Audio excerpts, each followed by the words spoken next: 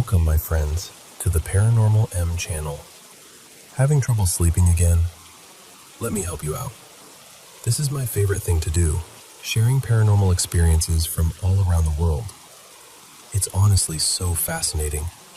So don't forget to subscribe and turn on notifications so you never miss the latest videos on this channel. And feel free to send us your own paranormal experiences too. Now, get in bed, pull up your blanket, and let's dive into tonight's stories. You know, whenever I think about Bangkok, I don't just picture traffic and malls. I think about the canals, the old wooden houses, and a woman named Nok. Have you heard of her? Let me tell you her story. A long time ago, when Bangkok was still crisscrossed by quiet, shadowy waterways, and people traveled more by boat than by car, there lived a young couple by the Phra Khanong Canal. The wife's name was Nok, and her husband was called Phra. They weren't rich or important, just two ordinary people. Their little wooden house sat on stilts above the water, the kind of place where you'd wake up to the sound of roosters and the creak of boats passing by. Nok was pregnant, and Phra used to rest his hand on her belly and promise he'd build her a bigger house one day. But life had other plans. One year, Phra was drafted into the army. There was a conflict far away, and like many men of that time, he had no choice but to go. On the day he left, Nok walked with him all the way to the pier. She tried to be brave, smiling and teasing him, but her eyes were already wet. Phra promised her, "I'll come back to you, to both of you," and gently touched her round stomach before he stepped onto the boat. While Phra was away, Nok went into labor. Back then, childbirth was dangerous. There were no modern hospitals, no machines, just midwives, prayers, and luck. Nok's luck ran out. She and the baby died during childbirth. The villagers mourned quietly. They held the funeral, chanted prayers, and did everything they could to help her spirit move on. But love, especially the kind that can't accept goodbye, can cling to this world in strange ways. Phra knew nothing. Far away, he fought, he trained, he dreamed of coming home to a wife and child he had never met. Months later, when the war finally eased and he was released, he hurried back to Phra Khanong. The canal looked the same, the air heavy with humidity and the smell of cooked rice and river water. As he approached his house at dusk, he saw a light glowing inside. And there, at the doorway, was Nok. She stood cradling a baby in her arms, smiling through tears. "Phra, you're home," she said. Imagine his relief. He thought, "I survived. I came back. My family is alive." He didn't know, he couldn't know, that both his wife and child had already been buried. From that night on, they lived as if nothing had happened. Nok cooked his favorite dishes. The baby cooed and fussed. At night, Phra lay down beside his wife, listening to the sound of the canal and the soft breathing of the child, thinking he was the luckiest man alive. But the village knew the truth. They had seen Nok's funeral. They had watched the cremation smoke drift into the sky. Some tried to warn him. An old neighbor would stop Phra on the path and say, "You should come stay at the temple for a while." Phra just laughed it off. "Why? My wife and child are waiting for me," he'd say. The neighbor could only shake his head. How do you tell a man that the woman he sleeps beside is no longer among the living? One evening, the truth slipped out in a way no one could ignore. Phra looked up to tell her he'd bring it back, but before he could move, he saw a pale hand reach down through the floorboards. The arm stretched, and stretched, and stretched far beyond what any human arm could. The hand calmly picked up the pestle from the ground and slid back up into the house, the arm shrinking to normal length as if nothing strange had happened. In that moment, every hair on Phra's body stood on end. All the warnings, all the strange looks from the villagers, all the hushed whispers finally made sense. His mind screamed at him to deny it, to pretend he hadn't seen. But there was no escaping it now. The woman he loved was no longer alive. Terrified and heartbroken, Claude did the only thing he knew to do. He ran. He fled in the middle of the night, leaving the house, the canal, the memories, everything. Knock's voice echoed after him, pleading, calling his name, carrying over the water like a sorrowful wind. But there's one place spirits are believed to have no power: the temple. Claude reached the nearest temple, threw himself inside the grounds, and begged the monks to help him. The monks, already aware of the restless spirit haunting Phra Khanong, began to chant. Knock's ghost hovered at the edge of the temple boundary, unable to cross, clutching her baby. In that image, people say, you could see everything at once: love, grief, anger, and the unbearable pain of being left behind. What happened next depends on who's telling the story. Some say a powerful monk compassionately bound her spirit inside a clay pot, sealing it and dropping it into the canal so she could do no more harm. Others say he spoke gently to her, guiding her to understand that forcing Claude to stay with her was only deepening both their suffering, and eventually she let go and moved on peacefully. And then there are those who whisper that on quiet nights, when the moon is reflected in the dark water of the canal, a woman holding a baby can still be seen by the old houses, waiting. Over time, people began calling her May Nok Phra Khanong, Mother Nok of Phra Khanong. She stopped being just a ghost story. She became a symbol. On one hand, May Nok represents a love so strong that not even death could bear to separate it. She loved her husband fiercely, with all the devotion of a young wife who had every dream stolen from her too soon. On the other hand, her story is a gentle warning. It reminds us how hard it is to accept loss, how easy it is to cling to what can't come back, and how that clinging can turn something pure into something painful, even frightening. It's about grief, denial, and the moment we must finally say, I have to let go, even when our heart refuses. If you ever find yourself in Bangkok, you can visit the place that's become her spiritual home, Wat Mahabut, in the On Nut area. Inside the temple grounds, there's a shrine dedicated to May Nok, or May Nok, as some people still call her in their own family versions of the tale. There, you'll see a statue of a young woman holding her baby, surrounded by offerings. Tiny baby clothes, toys, flowers, even beautiful dresses and silk scarves. People bring these gifts not out of fear, but out of respect and affection. Locals visit her shrine to pray for many things: for safe and healthy pregnancies, for protection from being drafted into the military. They talk to her like an older sister, or a friend who understands heartbreak a little too well. What makes her story last through centuries, films, books, and TV shows, isn't just the ghostly part.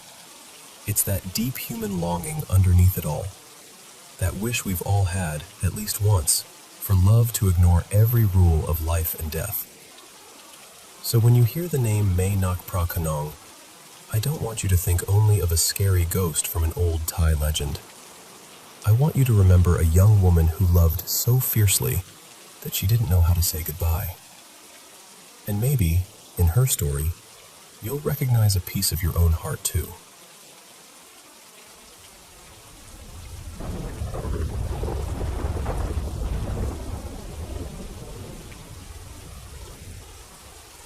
So let me take you back a bit and set the scene. I grew up in this quiet suburb just outside a big city. The neighborhood itself used to be Native American land, and there was still a small old cemetery tucked behind a little line of trees at the edge of our subdivision. You could see the gravestones if you stood on the hill behind the park and really looked. My family moved into our house in 2004, before it was even finished being built, and we stayed there until 2023. So basically, that house is my whole childhood and most of my adulthood. From as far back as I can remember, there was something in that house. it wasn't just me. It was my whole immediate family. My mom, Elena, my dad, Mark, and my younger sister, Lily. We all had these similar experiences, even before we ever compared notes. That's what made it so unsettling later, realizing how much of it overlapped. The most common thing we all saw was this shadow. It would come down the staircase and into the living room, or linger by the hallway that led to the laundry room and the door to the garage, right next to my parents' bedroom. That spot and the stairs were the hot spots. It happened so often that it kind of became part of the house, like, oh yeah, there's the shadow again. Almost like another family member who never spoke. What really validated everything for us, though, was our extended family. My grandparents, aunts, uncles, cousins, they'd come over for holidays or birthdays, and after a while, on completely separate occasions, they'd say things like, "I swear I just saw someone coming down your stairs, but when I looked, no one was there." Or, "I thought one of you was standing by the hallway, but then the figure just wasn't." We never prompted them. We never asked, "Hey, do you see anything weird here?" They just volunteered this stuff on their own. And it was always the same areas. The staircase, that hallway near the laundry and garage. The presence never really felt good or bad. It was just there, neutral, existing alongside us. To me, it always felt a bit masculine, though I never saw an actual face or details. It was always a dark shape, seen from the corner of my eye, that would vanish the second I turned my head. And just to make it weirder, we were the first family to ever live in that house. We bought the lot before they started building, and moved in as some of the first people in the whole neighborhood. No previous owners, no tragic history tied to that specific home as far as we knew. Because of that, I always assumed whatever it was had more to do with the land than the house itself. It felt like residual energy, something left over, replaying the same routes, down the stairs, by the hallway, then gone. It never really interacted with us. It just appeared and disappeared. Until one morning. This was in 2021. It was a weekday, sometime around 6:30 in the morning. The house was quiet in that specific way early mornings are. Kind of bluish, kind of still. My parents had already left for work. My sister Lily was still asleep in her room down the hall. So as far as I knew, I was the only one awake. My bathroom and bedroom were right next to each other. When you stepped out of the bathroom, you'd take a sharp left and you'd be standing right in my bedroom doorway. That morning, I finished brushing my teeth, opened the bathroom door, and as I stepped out and turned left, I saw it. This big, solid black shadow right at the edge of my doorway. Not a smudge, not a trick of the light. It had shape to it. It was just there for a second, like it had been waiting, but this time, I looked toward it and said, out loud, in this kind of calm voice, "I see you." And then I walked into my room like that was the most normal thing in the world. I got dressed, gathered my stuff for work, and headed downstairs. Our kitchen had this open layout where you could see the stairs through the gap between the counter and the bar stools. I was standing there, about to grab my keys, when I saw it again. The same black shadow, moving down the stairs, crossing behind the bar. Like it was headed straight into the kitchen with me. It didn't rush. It just moved, like it was walking. I looked right where it was and said again, "I see you." And then again, I just continued with my morning. I grabbed my keys and left for work. I didn't really process how weird it was until later. At that point, it was just this eerie, okay, that was new, kind of feeling. About 2 hours after I got to work, my phone buzzed. It was Lily. She texted me, "Hey, can you lock the front door? I'm leaving." I stared at my phone for a second, confused. I wrote back, "I'm not home. I've been at work for like 2 hours." A minute later, she replied, and you could practically feel the anxiety through the text. "You're not in your room?" I told her no, I'd left around 7 a.m. Then she said something that made my stomach drop. She told me she'd been hearing me in my room. Now, you have to understand something. At the time, I had this old desk chair in my room that squeaked and creaked with every tiny movement. You couldn't sit in it without it announcing itself. Everyone in the house knew that sound. Lily said she'd been lying in bed, half awake, and could clearly hear my chair moving. Not just once. The kind of subtle, repetitive creaking that happens when someone's shifting around, leaning back, turning, fidgeting while they're sitting. She said she thought I'd stayed home and was just at my desk, maybe on my computer or getting ready. That's why she texted to ask me to lock the door.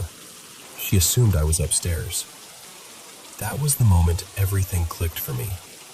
The very same morning I finally acknowledged this thing, told it, "I see you," not once, but twice.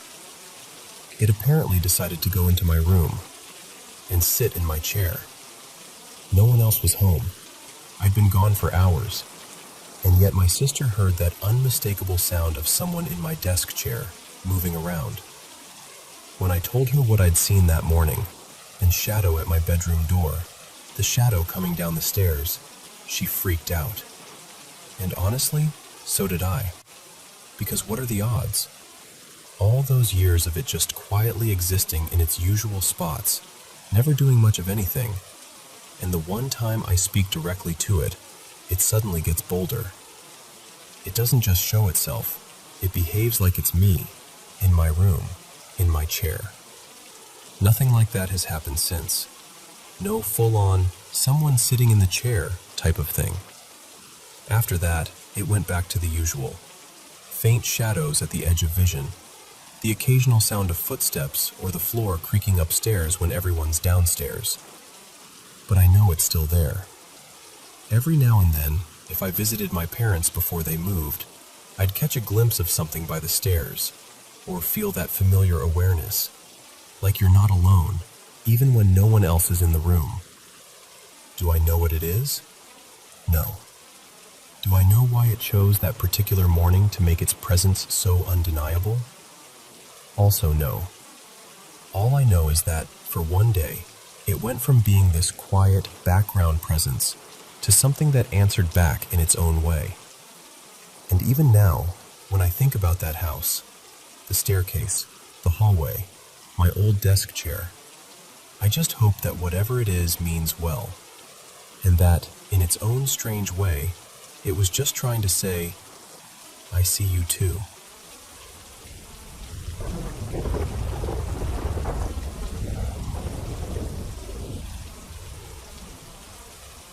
So, let me tell you about the house I grew up in.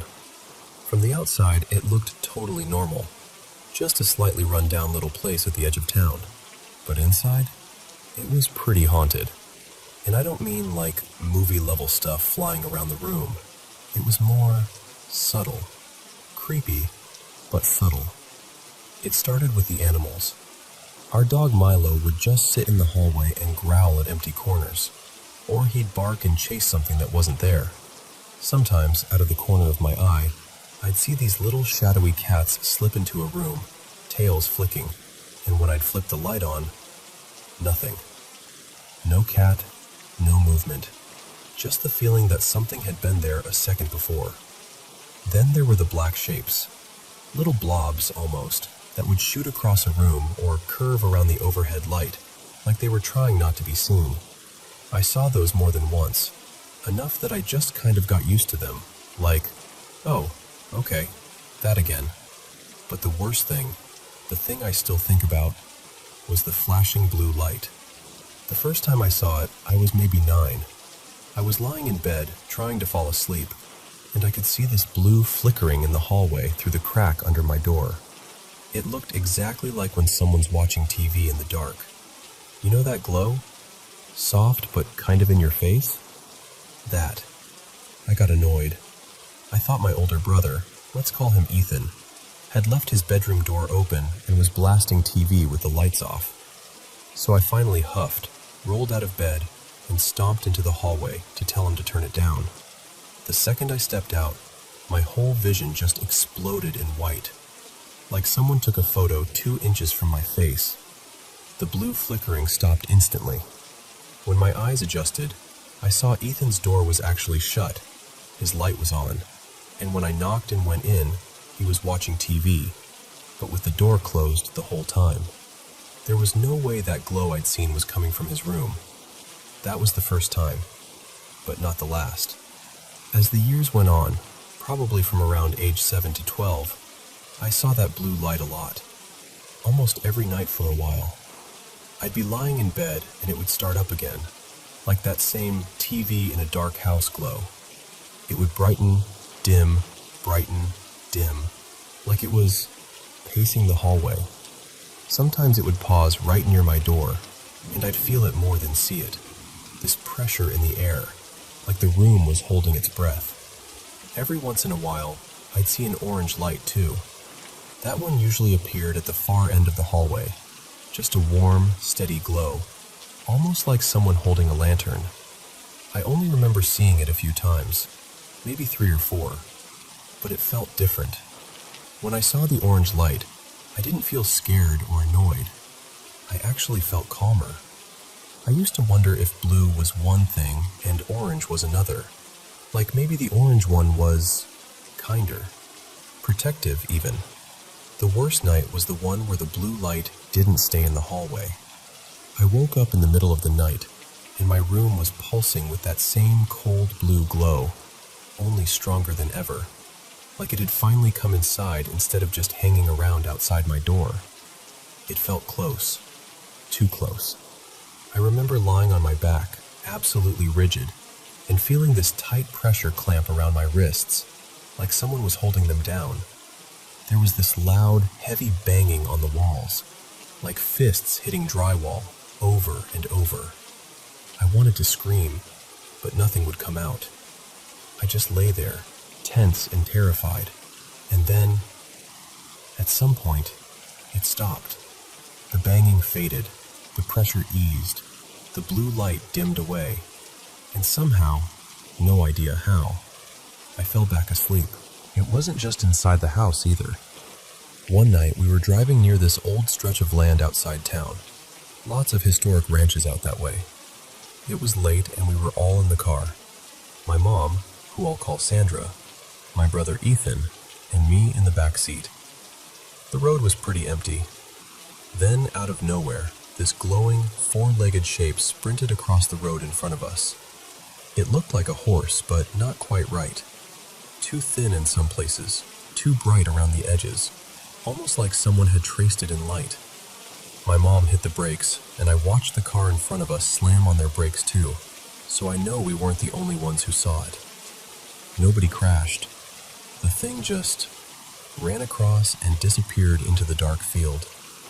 We all kind of sat there in silence for a second and then started talking over each other. Did you see that? What was that? It wasn't headlights. It wasn't a reflection. It was its own thing.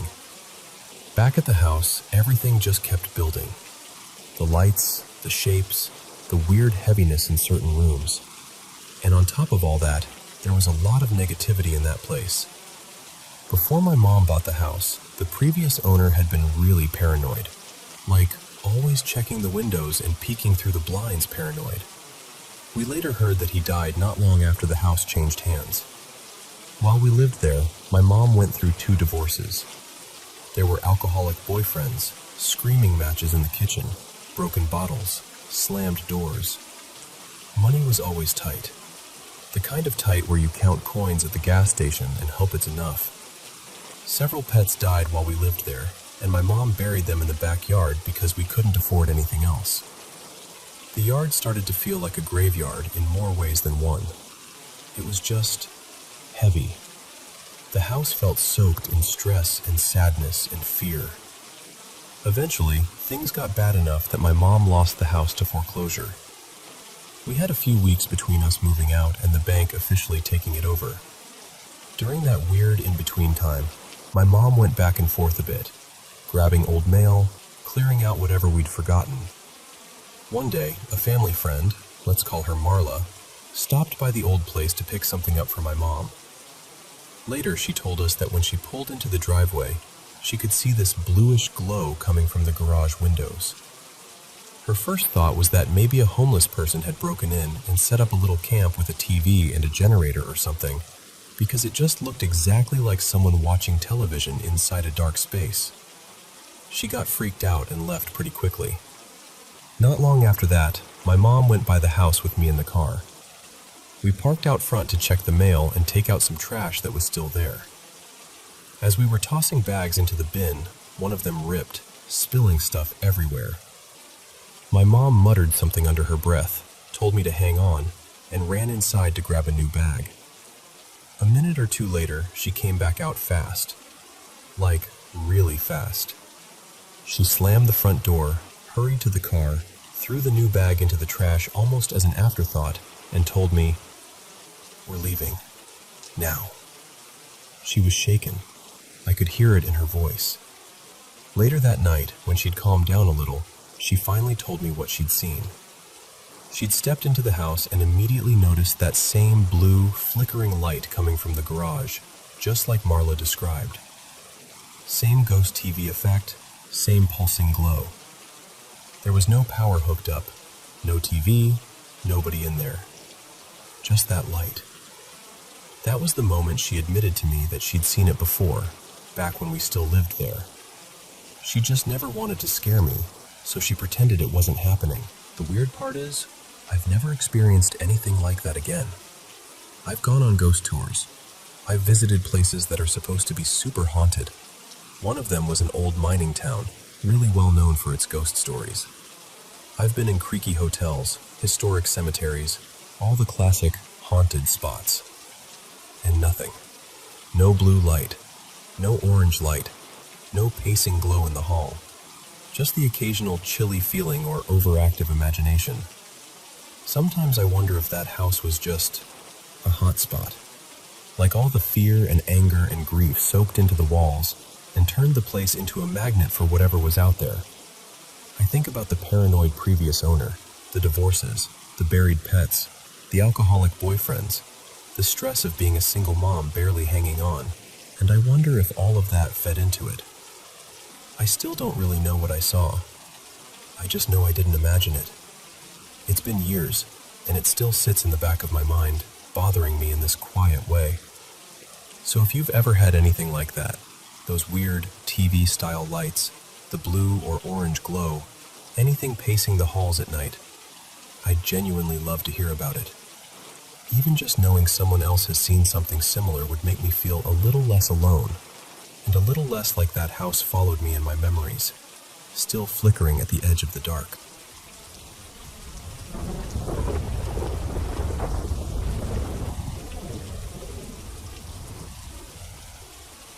Alright, so let me tell you about this one really strange trip we took.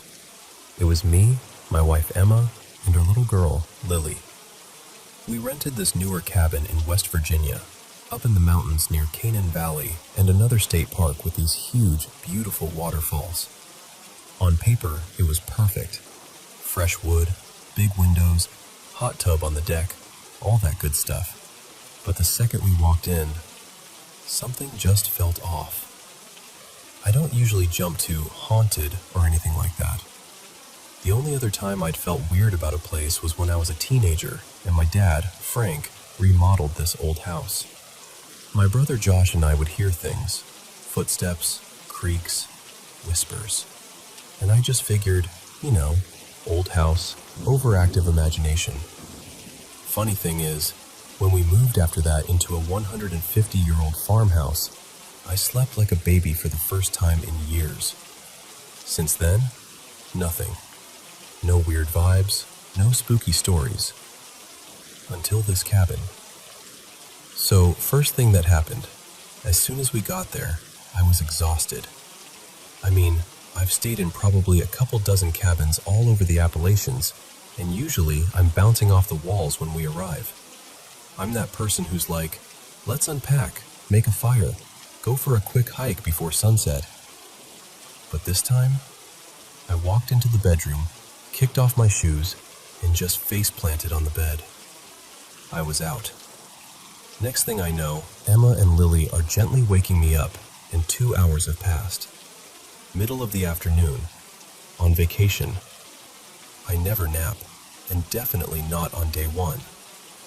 The second thing happened that evening when I went out to set up the hot tub. It was dark by then, and the cabin had these little motion-activated lights along the outdoor steps. They weren't big floodlights, just small ones on each stair so you can see where you're walking. I'm out there fiddling with the cover on the hot tub, and I suddenly get that feeling, like someone's standing just behind you, watching. You know that prickly feeling on the back of your neck? That. Out of the corner of my eye, I see the stair lights start flicking on. One step, then the next, then the next. Like something is walking slowly down the stairs toward me. Each light had its own sensor, and they were going in order, like footsteps. So I stop what I'm doing and turn around. Nothing. No person, no animal. I stand there a bit longer, and the lights just stop. Later, when Emma went out there alone, the lights never did that for her. It only happened when I was outside by myself. All week, I felt drained.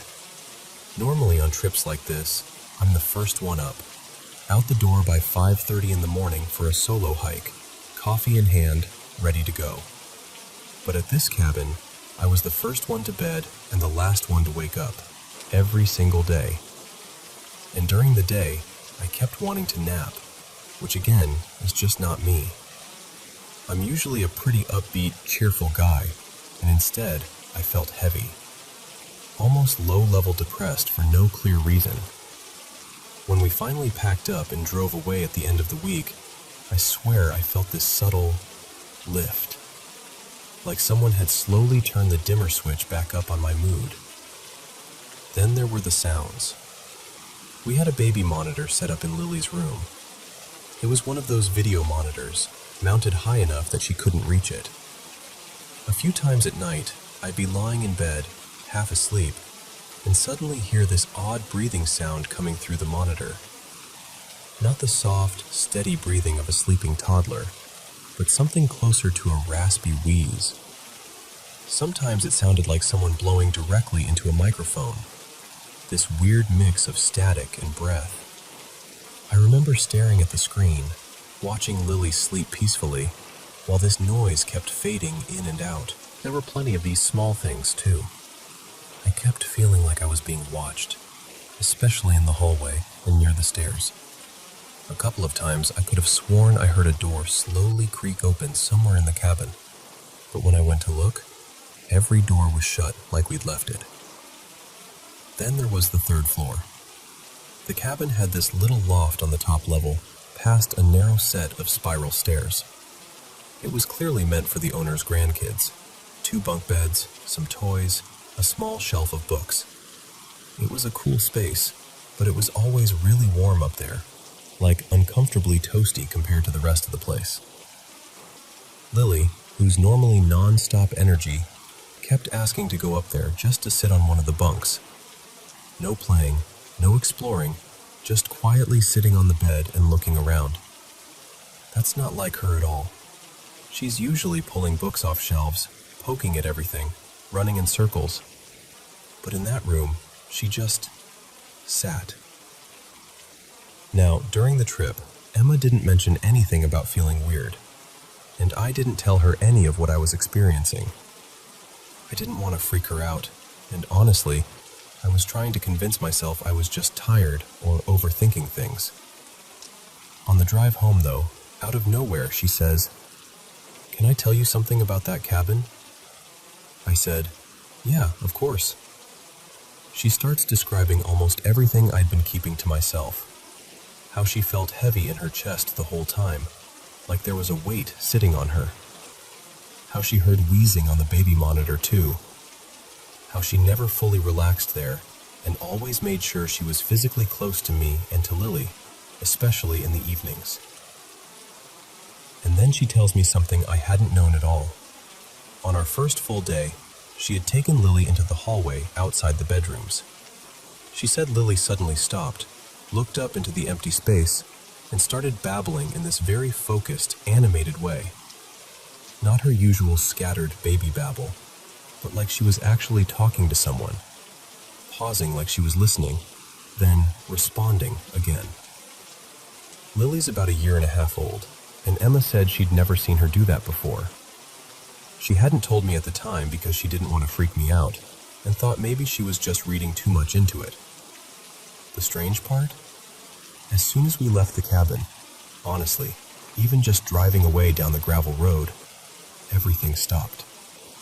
The heaviness, the weird sounds, the baby monitor noises, the emotional fog. It all just lifted. Back home, it was like none of it had ever happened. I don't know what was going on in that cabin. I'm not saying for sure it was haunted or anything, but I do know that place felt different. And whatever was there, it stayed there when we left.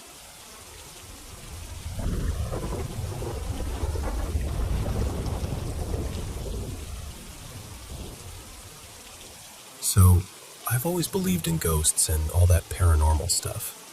But I'm also the first one to go, nah, there's probably a reason whenever something weird happens.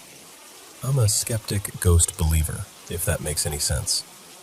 The evidence has to be really solid for me to look at it and say, okay, yeah, ghosts. This one time, though, it really pushed me. Back then, I was doing my internship with a medical tech company in my hometown in Ecuador.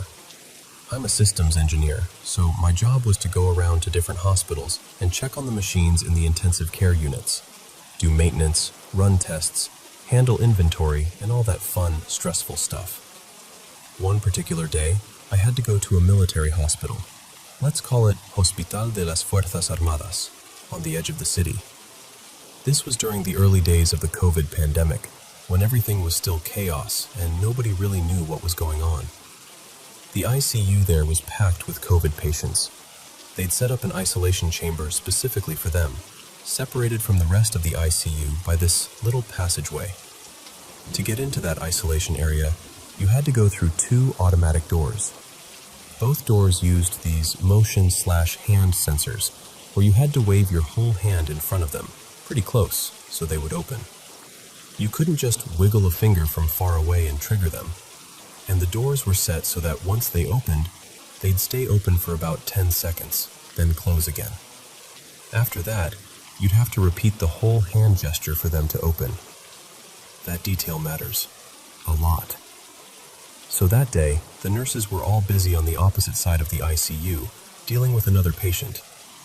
I needed to go into the isolation chamber to check some of the equipment there. Ventilators, monitors, that kind of thing. One of the nurses, my friend Carla, I'd worked with her a few times, told me, just go ahead, we'll be right here if you need anything. I walked through the first door, did the hand thing with the sensor, waited, then the inner door opened. It closed behind me after a few seconds, just like it was supposed to. Inside the isolation chamber, it was quiet in that heavy way hospitals get at night, even though this was daytime. Just machines humming, beeping, and the kind of stillness that feels thick. I started doing my work, checking cables, reading logs, verifying that everything was connected properly. At some point, I glanced up and realized I was a good 4 meters away from the door. Like, really not close. No way the sensor could pick me up from there. And then, I still remember the sound so clearly, the door just whooshed open behind me. That sliding door sound in the middle of that silence felt wrong. My brain kind of froze for a second. I turned around slowly, expecting to see someone standing there. Maybe a nurse, a doctor, anyone. There was no one. The door was just open. The little passageway between the isolation chamber and the rest of the ICU was completely empty. I could see all the way to the other side. No shadows, no movement, nothing. I stood there trying to rationalize it. Maybe the sensor glitched. Maybe the timing was off and it somehow delayed. But I knew how those doors worked. They closed after about 10 seconds. They didn't randomly open again unless someone triggered the sensor from very close. And from my side, I was way too far. From the other side, there was nobody in the passageway. I could see the whole thing. Later, though, when things calmed down a bit, I ran into Carla again at the nurse's station. We were chatting and I casually said, "Hey, by the way, I think the door sensor in the isolation chamber is acting up. It opened by itself when I was inside." She got this look on her face, like a mix of, "Oh no," and, "Oh, not again." She shook her head and said, "That door's fine. They just did maintenance on all the ICU doors last week. Checked the sensors, everything. It's not supposed to do that." So I told her the whole thing, where I was standing, how far away I was, that no one was in the passageway, that I saw it open with my own eyes. Carla just kind of nodded slowly and went, "Yeah, that tracks with what we've been seeing." I remember frowning and saying, "What do you mean, seeing?" And then she started telling me stories. She said that during the night shifts, weird things had been happening, especially in and around that isolation chamber. Machines turning on or off by themselves. Monitors that had been properly set suddenly changing settings, alarms going off for no reason. They'd hear footsteps in the corridor when everyone was already inside their stations. Once, one of the nurses swore she heard a child laughing, like a clear, playful laugh, even though there were no children in that unit at all. Another nurse said she'd feel someone brush past her, like a shoulder bump, in a hallway that was completely empty. They all joked about it at first, but you could tell it made them uneasy. The thing that really got me, though, was when Carla added, very quietly, "All of this, it started after our first COVID patients began to die. Before that, the ICU was stressful, but not weird." Hearing that gave me chills in a way the door itself hadn't, because up until then, I'd been holding on to the idea that it was just a glitch. You know, bad hardware, bad calibration, something like that. My territory, something I could fix. But when she told me the doors had just been serviced and checked, and that other strange things were happening in the same area, around the same time, after patients had passed away, my logical explanations started to feel pretty thin. Even then, I tried to push back. I was like, maybe there's some kind of electrical issue? Interference? The sensors are sensitive. Maybe a reflection or something. And she just looked at me and said, "Maybe, but you weren't the first one to say that door opened when it shouldn't." That stuck with me. I still try to debunk things. I still lean toward rational explanations first. But every now and then, my mind goes back to that moment. Me standing in that isolation chamber, 4 meters away from the sensor, turning around to see that door slowly sliding open onto an empty passageway. And in the middle of a hospital full of loss and fear and unfinished goodbyes, I can't help but think, maybe, just maybe, it wasn't a glitch at all.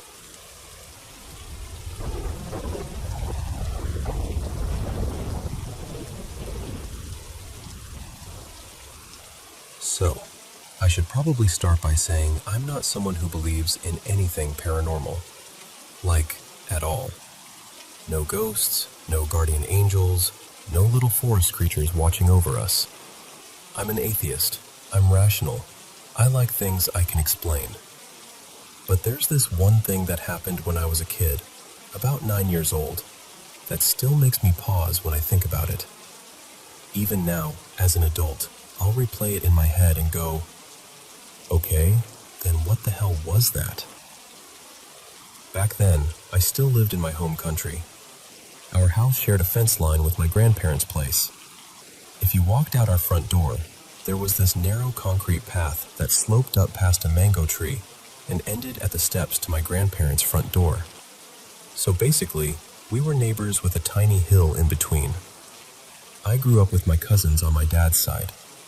They were more like extra sisters than cousins. We'll call the one in this story Maya. She and her sister split their time between my grandparents' place and their dad's apartment across town because my aunt and uncle were divorced. Their schedule was simple. 1 week at their dad's, 1 week at my grandparents'. Everybody knew the routine. That matters for the story. So one afternoon, I was lying in this old woven swing chair on our front veranda. It squeaked every time you moved, and I was kind of half dozing, half daydreaming, just staring toward the gate. Out of the corner of my eye, I saw the front gate swing open. I looked over and saw Maya walking up the sloped path toward my grandparents' house. She was so clear in my vision, it's like a snapshot in my brain. She was wearing what she always called her lucky dress, this light blue dress with little strawberries printed all over it. She loved that dress. Whenever she got to choose her outfit, it was either that or nothing, basically. That was her thing. Instinctively, I sat up and called her name. Maya! She stopped, turned toward me, and gave me this familiar look she had. Kind of a shy half-smile, half-frown, like she wasn't sure if she wanted to be seen, but was happy I'd called out anyway. She raised her hand and gave me a small wave. I waved back. Then she turned away again and kept walking up the path toward my grandparents' door. Everything about it felt normal, ordinary, exactly the way it always was. I lay back down for a bit, not thinking much of it at first. And then, like a minute later, it hit me. Wait, it was her dad's week. I remember just lying there, blinking up at the ceiling, trying to piece that together. I even went over the days in my head. I knew it was still his week. I'd been disappointed the day before because they weren't around to play. At first, I tried to rationalize it. Maybe my aunt had brought them back early. Maybe something came up. No big deal, right? After a few minutes, maybe 10 tops, I got up and decided to head over and see if Maya wanted to play or watch TV. I walked up the same sloped path, climbed the steps, and went straight into my grandparents' kitchen, like I always did. The back door was open, and I could hear the TV from the living room. My aunt was standing by the counter, cutting vegetables. I went over, hugged her around the waist, and asked, "Tia, where's Maya? Is she in the bedroom?" She gave me this puzzled look, like I just asked her what planet we were on. "She's with her dad this week," she said. "Why?" My aunt's face changed. The confusion turned into something more serious. She put the knife down. "No, sweetheart," she said slowly. "She's not here. I dropped her off at her dad's early this morning. She won't be here until next week." I remember this weird, cold feeling spreading through my chest. It was like my body realized something was off before my brain caught up. My grandma, who'd been sitting at the table peeling garlic, turned to look at me. "What happened?" she asked. My aunt told her. "She says she saw Maya outside just now." My grandma shook her head. No, Maya's with her father. She hasn't been here today at all." I just stood there between them, completely thrown off. I can still feel the kitchen tiles under my bare feet, still see the little pile of garlic skins on the table, still hear the TV in the background. Everything normal, except this one thing that absolutely wasn't. I tried to explain it again, slower this time. I told them exactly what I'd seen. Maya coming through the gate, walking up the slope, wearing her favorite dress. The way she turned to me, that shy little half-smile, the way she waved. It wasn't a blur. It wasn't a shadow. I wasn't squinting through a window or anything. I was outside, in the middle of the afternoon, wide awake. My aunt kept insisting, gently but firmly, "She's not here." And she wasn't joking. My aunt isn't the prank type, and she looked genuinely worried that I was so insistent about it. At some point, my grandma even went and looked around the house, checked the bedroom, the front yard, just to humor me, I think. Of course, there was no one. I remember feeling this mix of embarrassment and stubborn certainty, like I knew what I saw. I felt almost guilty, like I was accusing reality of being wrong. Eventually, everyone kind of shrugged it off. My aunt went back to cooking. My grandma went back to her garlic. I went home feeling like I'd stepped out of a movie scene and now had to pretend everything was normal again. Over the years, I've tried to explain it to myself. Maybe it was my imagination. Maybe my brain, missing my cousins, just filled in the gap and projected what it wanted to see. Maybe I had a dream and mixed it up with real life. Kids do that, right? That's the rational part of me talking. The part that still doesn't believe in ghosts or spirits or anything beyond what we can measure and study. But here's the thing. The memory itself feels as solid and sharp as any other real memory from my childhood. The sound of the gate, the way the path looked in that moment, the little swing of Maya's dress as she walked, the exact expression on her face when she turned to wave. It doesn't feel like a dream when I replay it. It feels as real as breakfast this morning. Do I think it was something supernatural?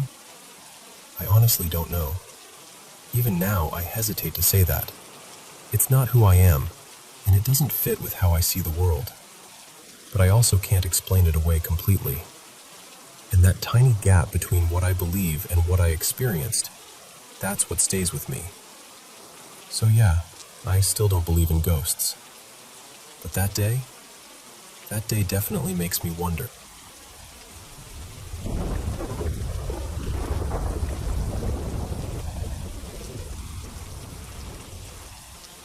So, let me tell you about this house. My grandmother, everyone in the family calls her Nana Ruth, bought a little place with her husband back in the early 1960s.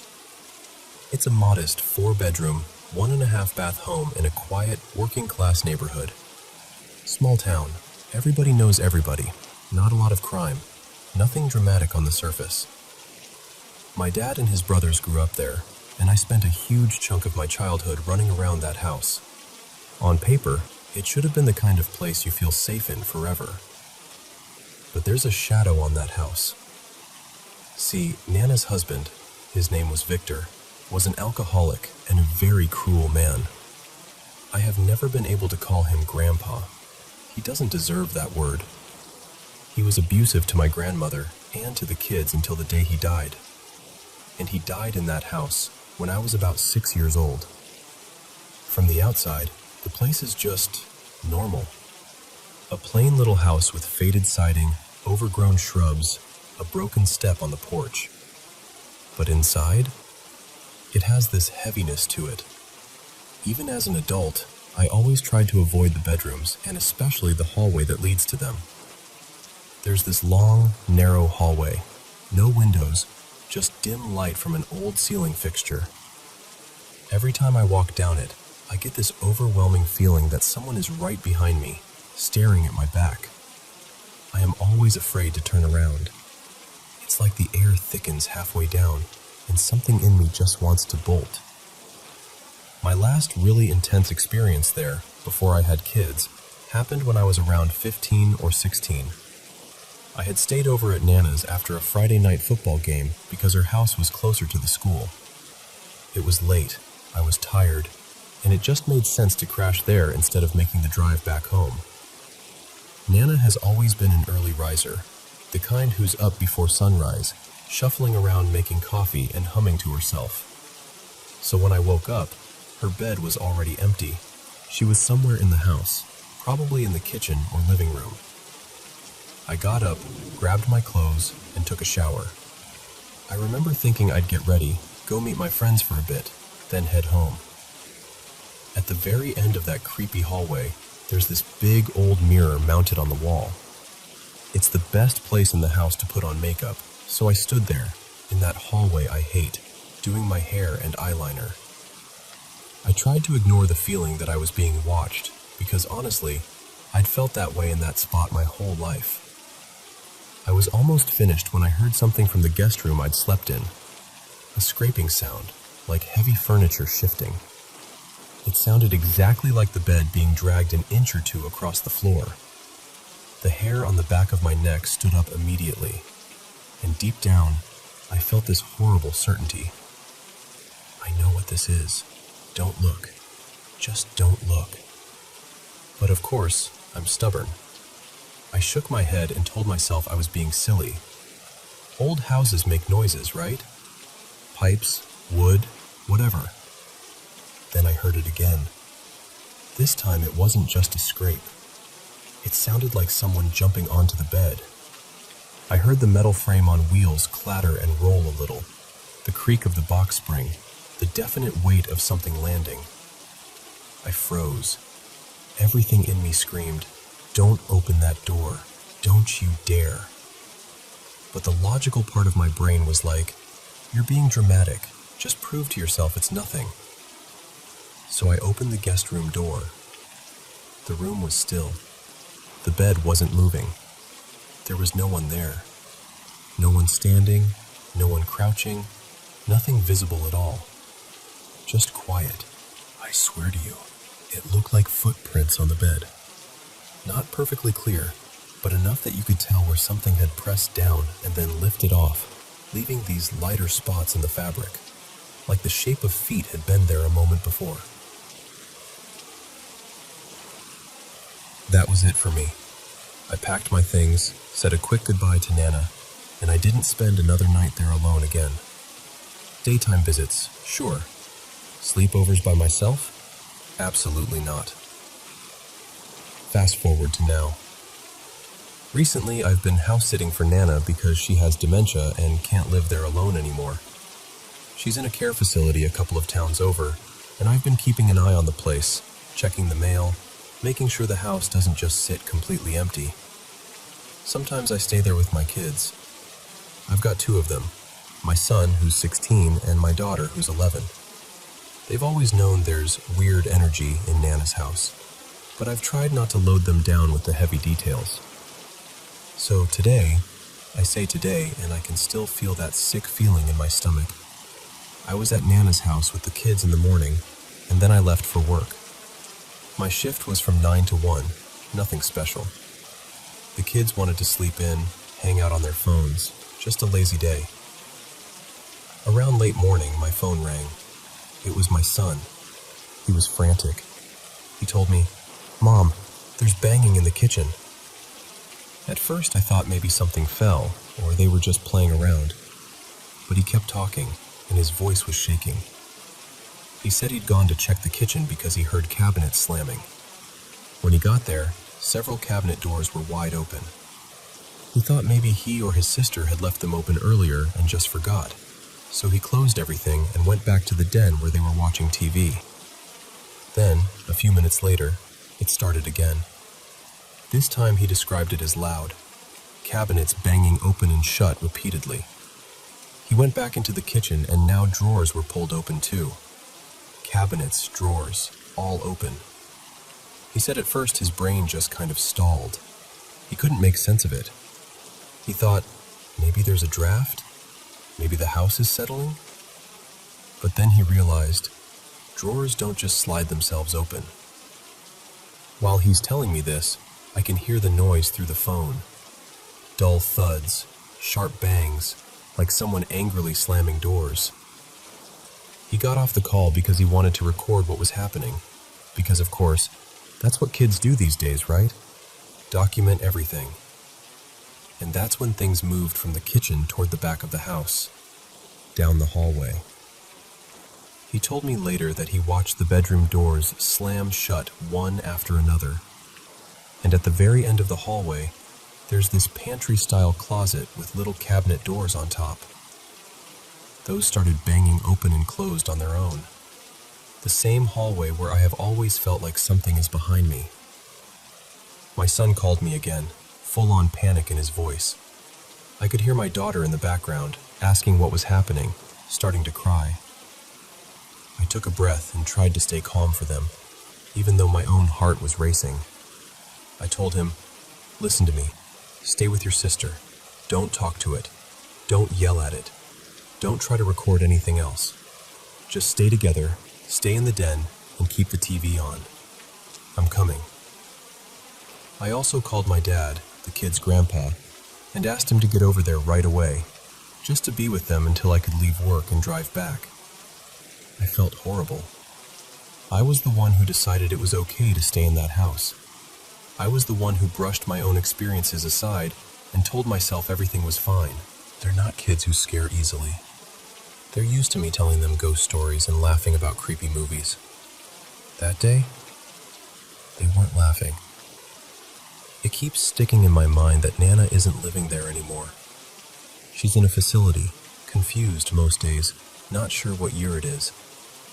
And this house that held her and her pain and all those years with Victor, it's just sitting. Empty of her, but not empty. I don't know if this is happening because she's gone and something in the house doesn't like that, or if it's because I tried to convince myself it was all in my imagination, and now it's reminding me it's not. What I do know is that I feel guilty. Guilty that my kids had to experience what I've always felt, but never fully told them about. Guilty that I dismissed my own fear for so long. People always ask, was it real? And all I can say is, it was real enough that we don't stay there overnight anymore. Whatever is in that house, it hasn't let go. And after what happened to my kids, I'm finally listening.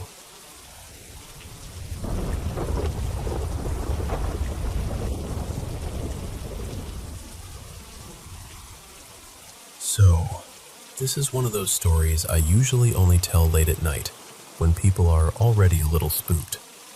But you asked, so here we go. I still drive past the house sometimes. Haven't been inside since, the early 2000s? My friend's family sold it and moved away ages ago. My friend, let's call him Marco, grew up there. It was a kind of patched-together family, a bunch of half-siblings, all raised by their biker mom, Rita. Leather jacket, bandana, big laugh, soft heart. They were all genuinely good people. The house itself was this old white farmhouse, 2 stories, with a wraparound porch on the front and one side, and a faded red metal roof that popped in the sun. Weird things happened there. A lot of them. They didn't feel evil, exactly. Just off. Strange. Like the house was always paying attention. One of the first things that stuck with me happened when they were redoing the rooms near the garage. They were stripping old wallpaper, like really old, yellowed stuff that looked like it had seen several generations. And under one of the layers, above a couple of door frames, they found this writing. I remember asking Marco, "Hey, what's that?" It looked like some kind of faded script, not English, not anything I recognized. When I asked again later, he told me, very casually, "Yeah, we had a priest come by. Whatever was there rubbed off while they were cleaning, so he came and wrote something new over it and blessed the place." He said it like he was talking about replacing a light bulb. The younger siblings used to complain about stuff getting thrown around the house. I figured they were just messing with each other. Then one afternoon, we were all in the living room when we heard this loud clack, clack, clack in the kitchen, like something hitting the wall. We went in and found 2 plastic pill bottles lying all the way against the far wall, maybe 15 feet from where they were supposed to be. They normally sat in this little wooden organizer by the fridge, way too far for them to have just tipped over. No one had been in there. No windows open. Nothing. We just kind of stared at them, looked at each other, and did that nervous laugh you do when you don't want to admit something's weird. Another time, when Marco's mom was out, we were in the den playing music, loud enough that she would have yelled at us if she'd been home. He had these big old speakers, the kind from the 80s that look like furniture. On top of one of them, there was this big glass jug full of seashells his mom collected from trips down to the coast. We paused the music to go grab snacks. While we were in the kitchen, we heard this sharp, unmistakable crash. Not like something just fell. It sounded like it exploded. We ran back in, and the jug of shells was shattered dead center in the middle of the floor. Glass and shells spread out in a circle. Here's the thing. The spot on the floor where it smashed was a good 10 feet away from the speaker it had been sitting on. We looked at each other like, okay, No way that just vibrated off. We decided to test it because we were geniuses. We put a pillow under the other speaker, put a second container of shells up there, and cranked the music as loud as we could. Bass shaking the floor, windows rattling. Nothing. We even tried physically shoving the speaker, and we realized you'd have to hit it pretty hard to launch something that far. It wasn't just a little wobble. Eventually we swept it all up, tossed the broken glass, and pretended we were totally fine with whatever just happened. We'd been riding our bikes in the yard, doing lazy circles in the grass. At one point, Marco said he needed to run inside to use the bathroom. He went in through the side door, and I stayed out front, just coasting near the porch. Maybe 30 seconds after he disappeared inside, I glanced up at the second floor, at his bedroom window. His room had these thin, sheer curtains that let the light through, and I see a figure in the window. Just a shape, tall enough to be a person, standing there, like it was looking out through the curtains. Then, in this quick, deliberate movement, it darted sideways, out of view. Not like a shadow drifting, like someone stepping sharply away from the window. A few seconds later, Marco comes back out from the other side of the house, from the back door. I said, "Dude, what were you doing upstairs?" He frowned and shook his head. "I wasn't upstairs. I just went to the bathroom downstairs." We both kind of froze. We went back inside, went straight up to his room, and checked everywhere. Under the bed, in the closet, behind the door. Nothing. The windows were locked from the inside, but in the corner, behind his dresser, we found a tiny pile of seashells. Just a little cluster of them, like somebody had placed them there deliberately. He didn't even know they were there.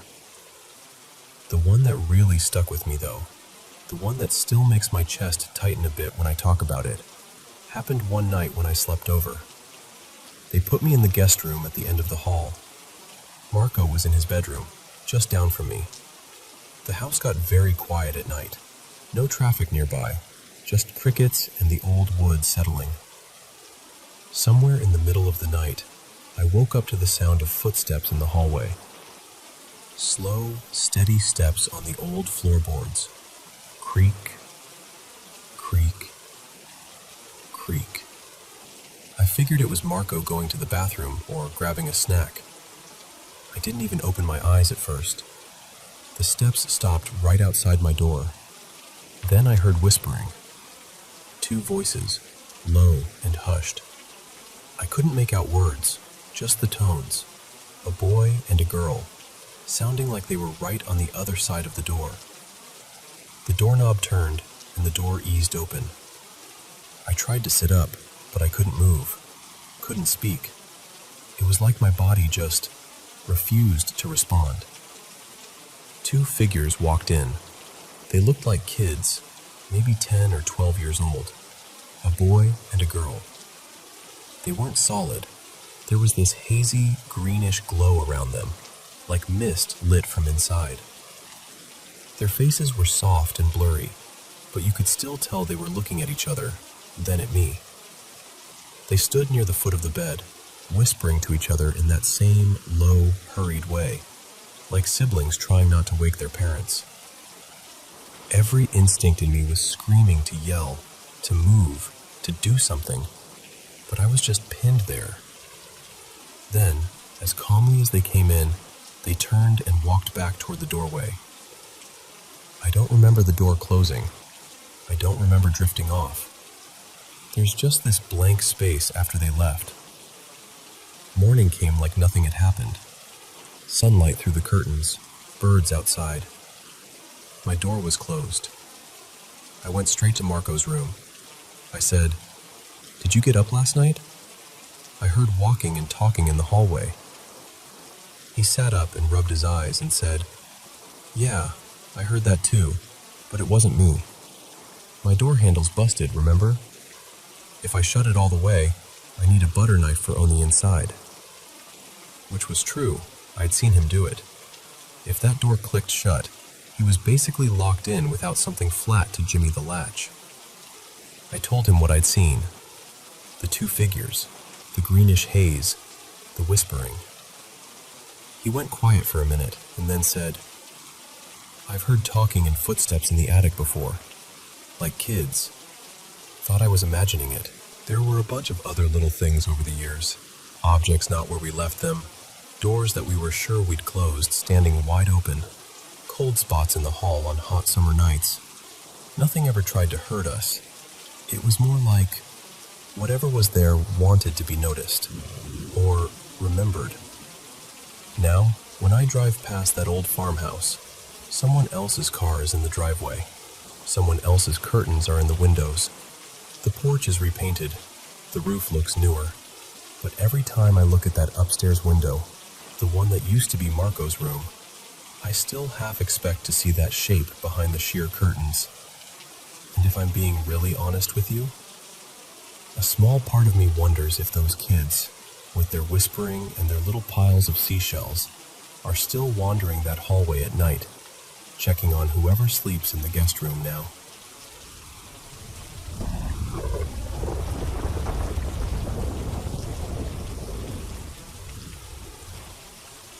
So hey, thanks for listening. I'm Mia, and this is about my dad, Tom, and the house I grew up in. My parents had our house built in the late 80s on a piece of land that had been in my mom's family for generations. I'm 31 now, and that house was literally my whole world from the time I came home from the hospital until I moved out at 21. It's the only home I really picture when I think of my childhood. My mom, Elena, got breast cancer really young. She fought it for years. Eventually, she came home on hospice and she passed away in my old bedroom. That was back in 2018, so about 7 years ago now. In all those years I lived there, nothing weird ever happened. No cold spots, no doors slamming, no creepy shadows. Just normal family life. TV in the living room, my mom's cooking, my dad tinkering with his toys in the garage. Now it's just my dad living there. He's 61, retired, and spends his days doing what he loves, fussing with his motorbikes, gardening, watching racing, and hanging out with the grandkids when they come over. He's not the type to dramatize anything. Very it-is-what-it-is kind of guy. And then, a couple of months ago, the house started acting strange.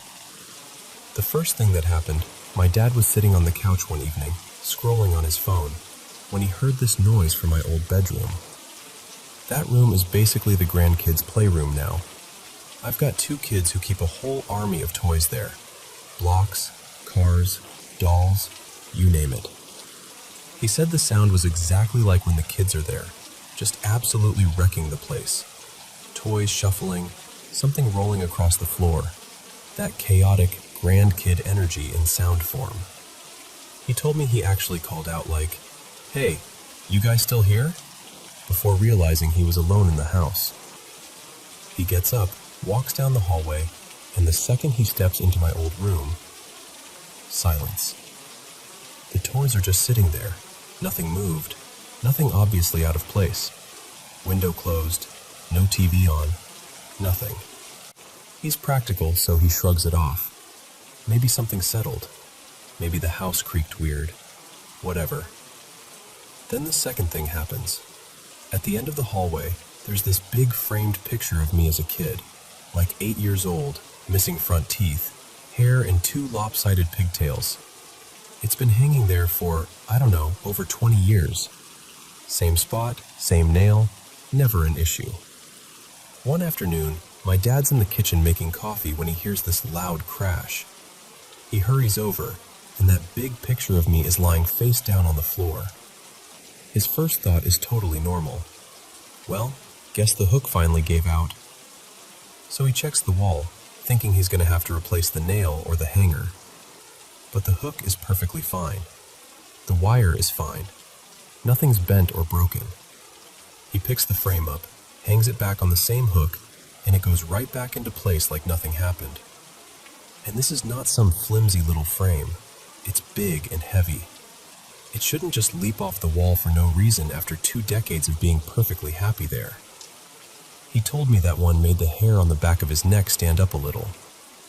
Then we get to the third thing, which is honestly the weirdest to me. My dad usually keeps one of his mountain bikes inside the house while he's working on it. He's been upgrading parts, swapping out the brakes, that kind of thing. He'll lean the bike sideways against one of the dining chairs by the kitchen table so he can grab it easily and work on it. He jumps out of bed, goes to check, probably thinking one of the kids left something on the edge of the counter or whatever. The chair and the bike are both on the floor. But here's the part that bugs me.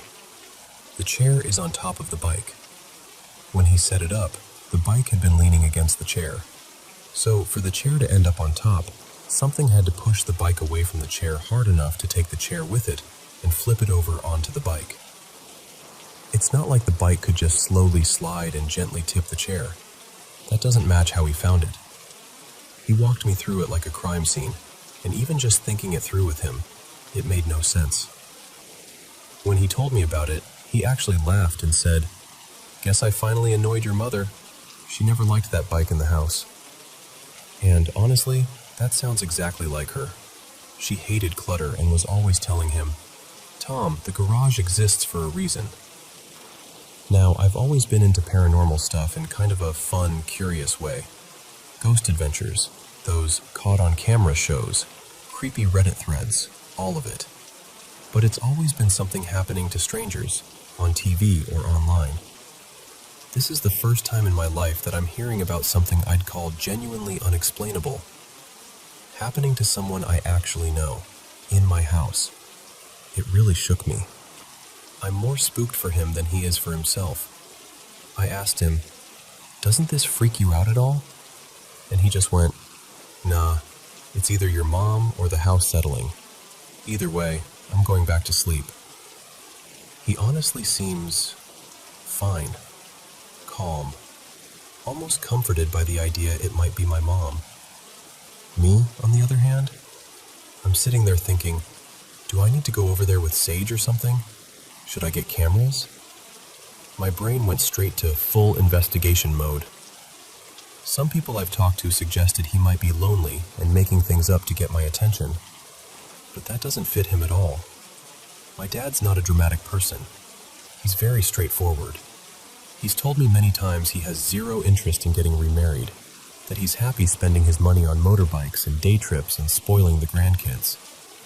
I even asked if he wanted a dog, for company, and he said, "Absolutely not, too much work," and laughed.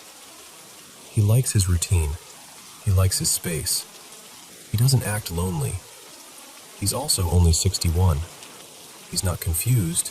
He's not forgetful. He's sharp, still does his own mechanical work, still argues about sports with my brother-in-law. I genuinely don't think he'd make this up, and I don't think he'd misinterpret normal noises 3 separate times like this. People have also brought up the possibility of rodents. Trust me, I asked him specifically about that. He's meticulous. No droppings, no chewed boxes, no scratching in the walls. Nothing that screams mouse problem. And honestly, a mouse isn't going to fling my big childhood photo off the wall. What really sticks with me is that first noise, like kids tossing toys in my old bedroom. Some people suggested maybe there's a child spirit mimicking what my kids do when they're there. Like it replays that energy when the house is empty. And I'm just sitting here like, okay, but why? Why would some random child spirit be in our house? There's no story of a kid dying on the property or anything like that. At least not that we know of. Then there's the other possibility, that it's my mom. And that's where it gets really emotional for me, because I've always hoped for some kind of sign from her. A dream that feels different. A song at just the right moment. Something. And up until now, I've felt nothing. Just memories. And if it is her, why knock down my picture? Like, Mom, seriously? There are gentler ways to say hi. I don't know. I go back and forth between being totally freaked out and weirdly comforted. On one hand, things being knocked over and photos crashing off walls, that's unsettling.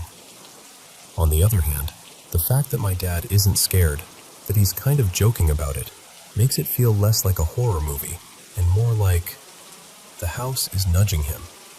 Like, hey, I'm still here. I guess that's why I'm talking about it out loud like this. Part of me is hoping someone who studies this sort of thing, or has real experience with it, might hear this and say, yeah, that pattern makes sense, or here's what you can try. Do I go over there and burn sage? Do we set up cameras and see if anything shows up? Do I just accept that some things sit right on the edge of what we can explain and leave it at that? I honestly don't know. What I do know is that my dad is still in that house, still drinking his coffee in the kitchen under that same big picture of me, still working on his bikes, still laughing with my kids when they come over to play with the very toys that, some nights, seem to move without them. And whether it's my mom, some echo of my childhood, the house settling, or something we don't have words for yet, I just really want him to stay safe. And maybe, deep down, I want to believe that love doesn't just disappear. That maybe, sometimes, it knocks a frame off the wall or pushes over a bike to remind you it's still there.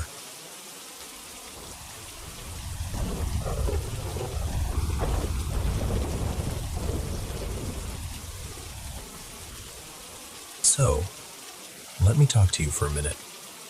Have you ever just stared at a room and suddenly felt like there was more going on than what your eyes could see? Not in a spooky, something's behind me way, more in a, this can't be all there is kind of way. That's where my mind tends to live. In our everyday reality, we move around in 3 dimensions: length, width, and height. You can picture that classic XYZ graph from school, right? Left and right, up and down, forward and back. That's our playground. Now, we can imagine one-dimensional things, like a single line, or 2-dimensional things, like a flat drawing on a piece of paper. Those are below our level, dimension-wise. We can see them, we can manipulate them, but we can't really step up into our world. A little stick figure we draw stays stuck on the page. Here's where it gets interesting. Mathematically, physicists have been pretty serious for a while about the idea that there are more dimensions than just these 3. Higher dimensions. We can work with them in equations, we can predict things with them, but we can't see them directly. They're kind of like the backstage of reality, present, crucial, but hidden from the audience. And that brings me to ghosts. Think about how ghost stories usually go. They appear in our space, they move things, we see or hear them. They seem stuck in a house or a place, but we can't go wherever they are.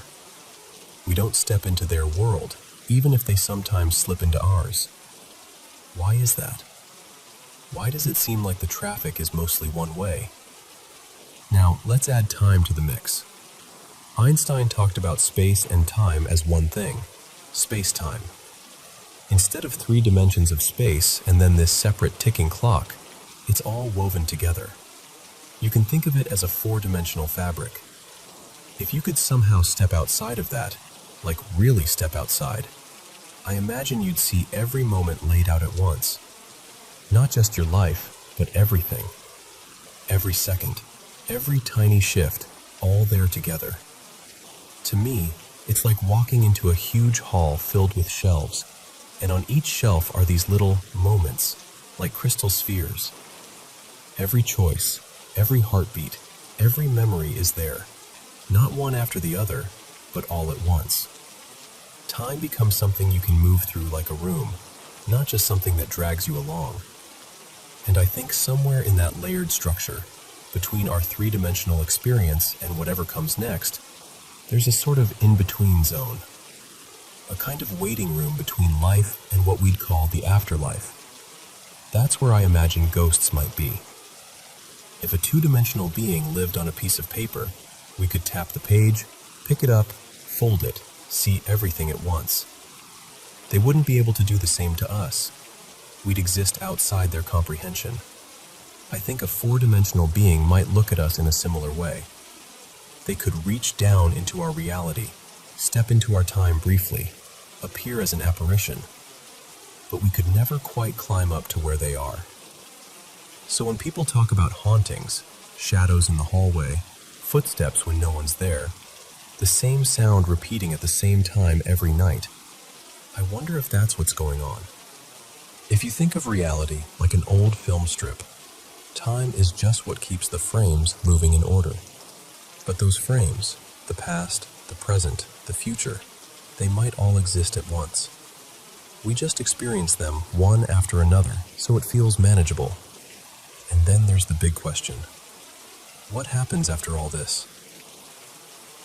If there is an afterlife, I don't picture it as clouds and harps. I imagine it as another level of reality, a fifth dimension, or maybe beyond that, where all timelines, all versions of events, all paths are somehow understood and integrated.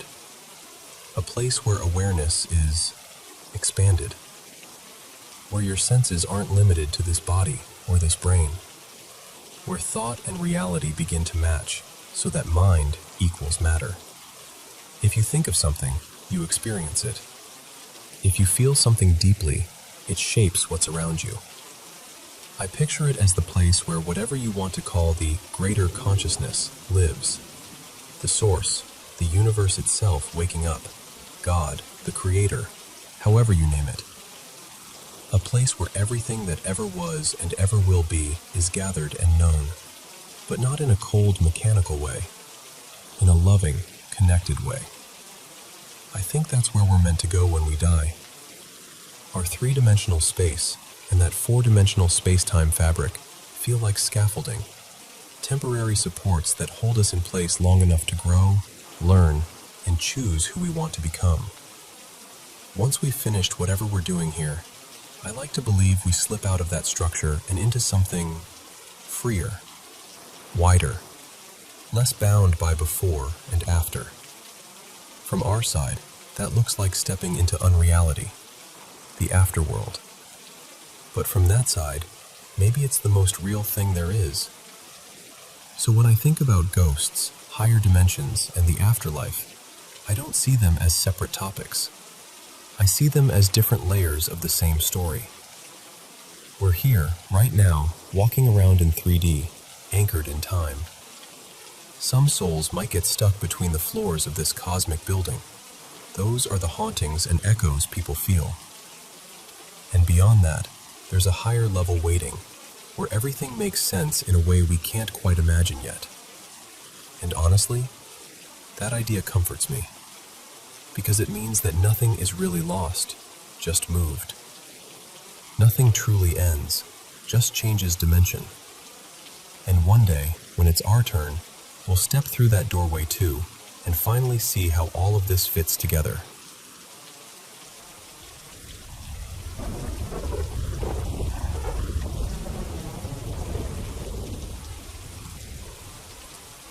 So, let me tell you about the time I realized something had basically been following me my whole life. When I was about 5, my parents and I moved into this condo near the beach in Fort Lauderdale, Florida. It was one of those airy, 80s-looking places with big windows and a spiral staircase in the living room. The stairs led up to this loft, maybe 20 feet by 20 feet, kind of like a little open room that looked over everything. On moving day, I remember being so excited. I grabbed this cardboard box full of toys, Barbies, little plastic dinosaurs, all that, and dragged it up the spiral staircase to claim the loft as my secret hideout.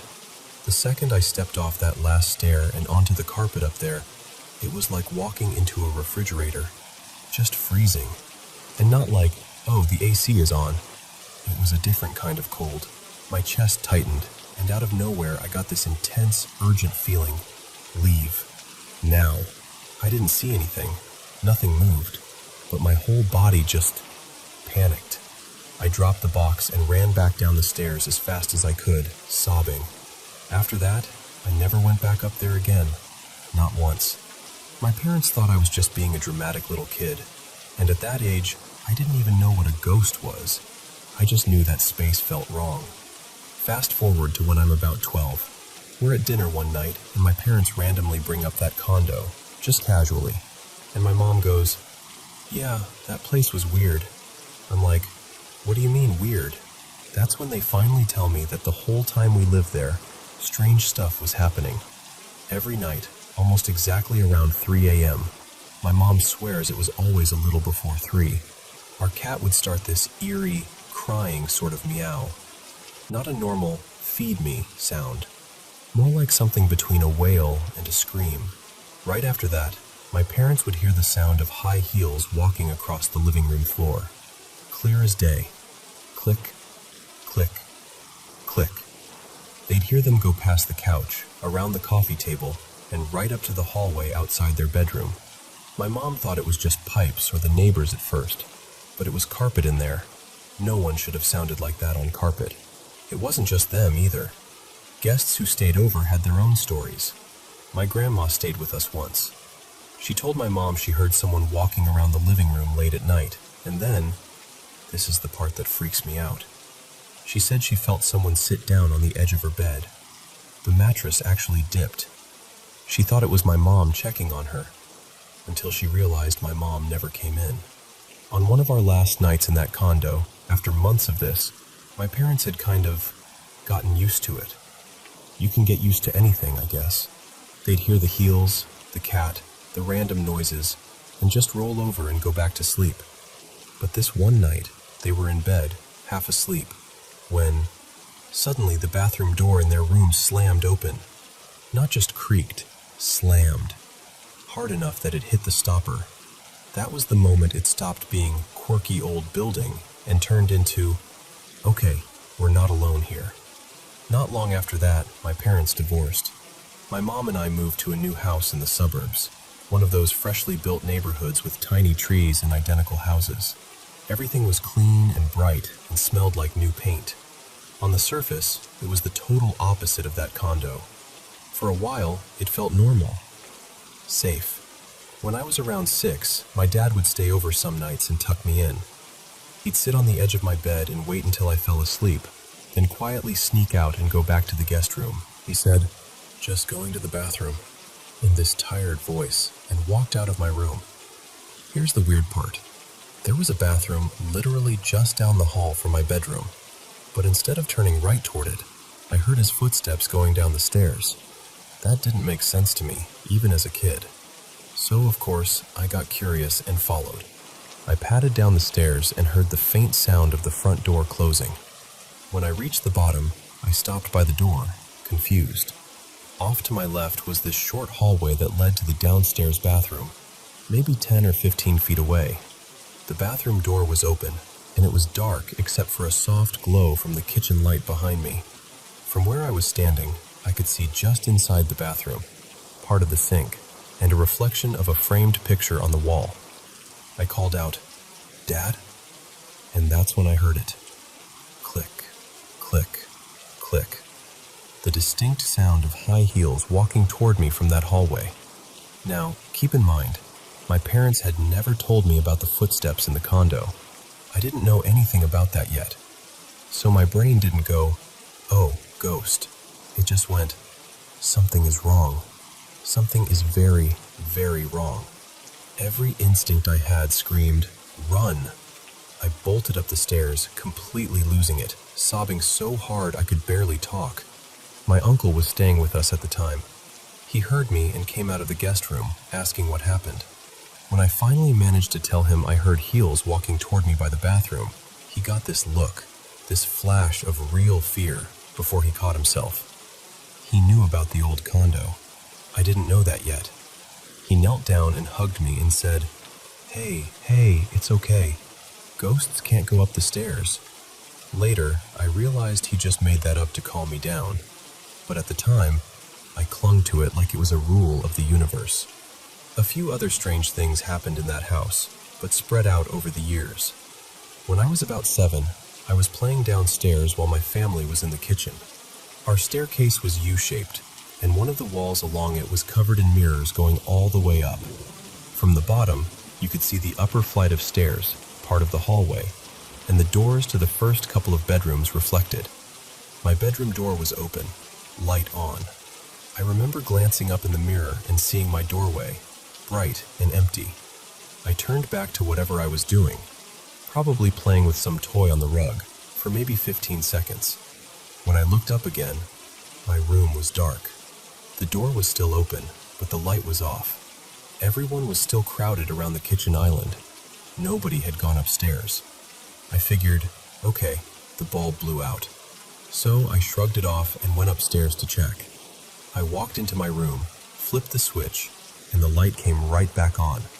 No flicker, no delay, just on. I stood there for a second like, cool, guess the house just turns the lights off for fun now. The last thing that happened in that house was actually kind of funny now, even though it freaked me out then. As a kid, I had these little tics. One of them was making this weird, deliberate voice crack sound. A kind of, squeak I'd do without thinking. One day I was in the shower, just zoning out, and I did it. Immediately, from right behind me, I heard the exact same sound. Same tone, same pitch, same timing. As loud and clear as the water hitting the tub.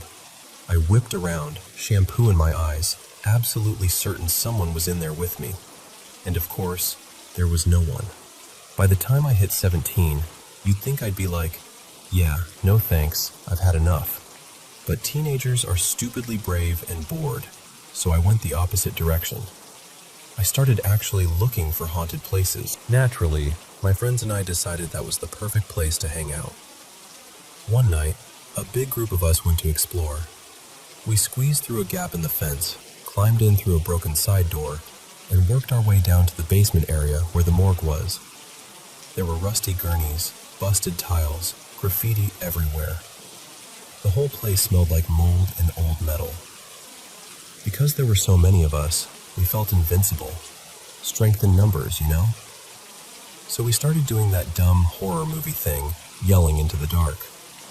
Show us you're here. We're not scared. Stuff like that. A few seconds after we stopped shouting, we heard this massive bang behind us.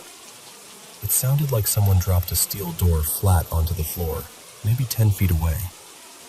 It was loud enough that it echoed down the hallway. All of us turned at the exact same time. Nobody was there. Nothing had moved. There was nothing near the spot the sound came from that could have just fallen. No loose metal sheet, no door swinging. There was this 2-second pause where we all processed that, and then everyone started running at once. We sprinted back up the stairs and out of the building, hearts pounding, thinking it was over. When we got outside and finally caught our breath, my friend, let's call him Nico, lifted his shirt because he said his back was burning. Right across his skin, from one shoulder blade toward his spine, was this long, red scratch. Fresh. Like something had raked a single claw across him. None of us had seen him bump into anything. There was nothing sticking out of the walls where he'd been standing. It just appeared. You'd think that would have been enough. But a couple months later, we were still hooked on finding creepy places. Someone heard about this old, abandoned state prison a couple hours away. It wasn't enormous, but it was completely cut off, surrounded by overgrown fields and canals. You had to park far away and walk in along this dirt path. By the time you reached it, you couldn't see any houses, no streetlights, nothing. Just this dead concrete building in the middle of nowhere. So, obviously, we went. That night, Nico came again. He had a few drinks before we went in, so he was loose and jokey, but still walking okay. Inside, the air felt heavy, like the whole place had soaked up every bad thing that ever happened there. We were in the main courtyard, shining our flashlights around, peeking into empty cells, just messing around. Nico started wandering away from the group, toward this far corner where the fence met the building. He was still in sight, just a little off to the side. He stopped, turned his head to the left, and just froze. Like a video that paused mid-frame. From where we were, there was a wall blocking our view of whatever he was looking at. After a few seconds, he turned back toward us and said, very calmly, "We should go." We thought he was just being dramatic. We teased him, said, "Oh, did the prison ghost tell you that?" and kept exploring. Eventually, we found this small doorway that led into a low, narrow passageway, maybe 4 feet high, running between the backs of the cells and the outer wall. You had to crouch the whole time. Along the wall, there were these little rectangular openings, maybe 8 by 15 inches, where you could look into each cell like a peephole. We went in single file, crouching and shuffling along, pointing our flashlights through each opening, going deeper and deeper. The further in we went, the more the sounds from outside disappeared. It was just our breathing and our shoes scraping the concrete. At some point, Nico ended up behind us, still checking each opening with his light. We decided we'd go out a different exit and try to jump out at him for a cheap scare. Then, all at once, he whips around and starts moving quickly toward us. Not quite running, but not walking either. When he reaches us, his face is pale. He says, "We need to get out. Now." We're like, "What did you see?" He says, "I'm not joking. I think there's a body in one of those cells." We honestly still thought he was messing with us. Nico wasn't the prank type, but the whole situation felt surreal, and we didn't want to believe him. So we're like, "Okay, well, if you're so freaked out, show us what you saw in the courtyard first." We retraced our steps, climbed back out of the passage, and walked to that corner where he'd frozen earlier. We turned the corner around this little jut of wall, and there he was. A black man, sitting in a chair, right up against the fence, facing straight ahead. Not translucent, not glowing, not anything.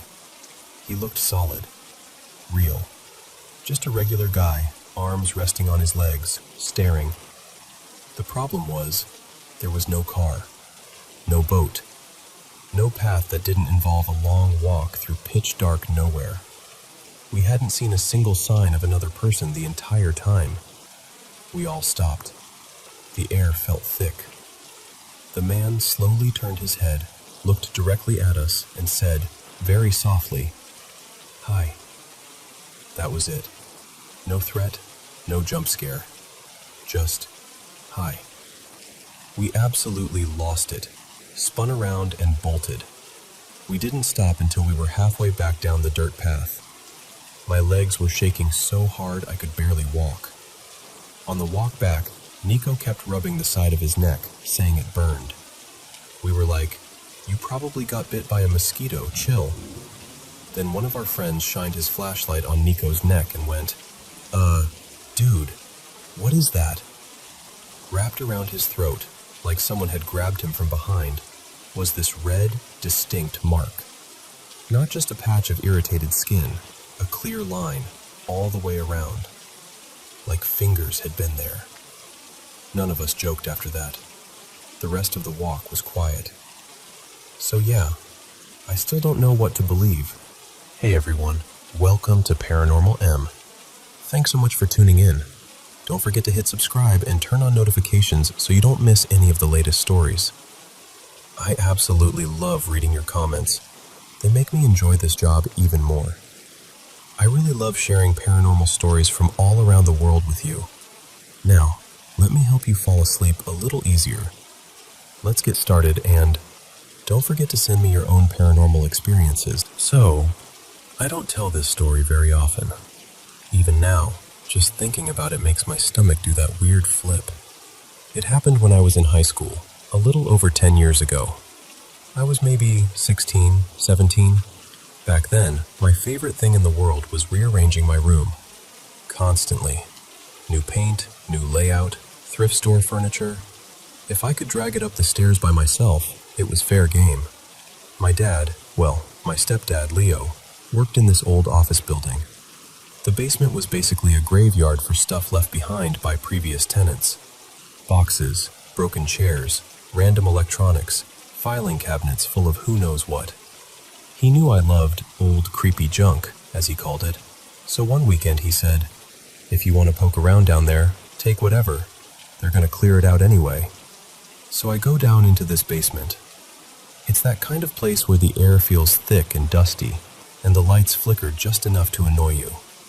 I'm digging around, not really finding anything special. Some chipped lamps, a cracked mirror. When I see it, it's this old film projector, real old school, heavy metal body, with this faded manufacturer's logo I didn't recognize.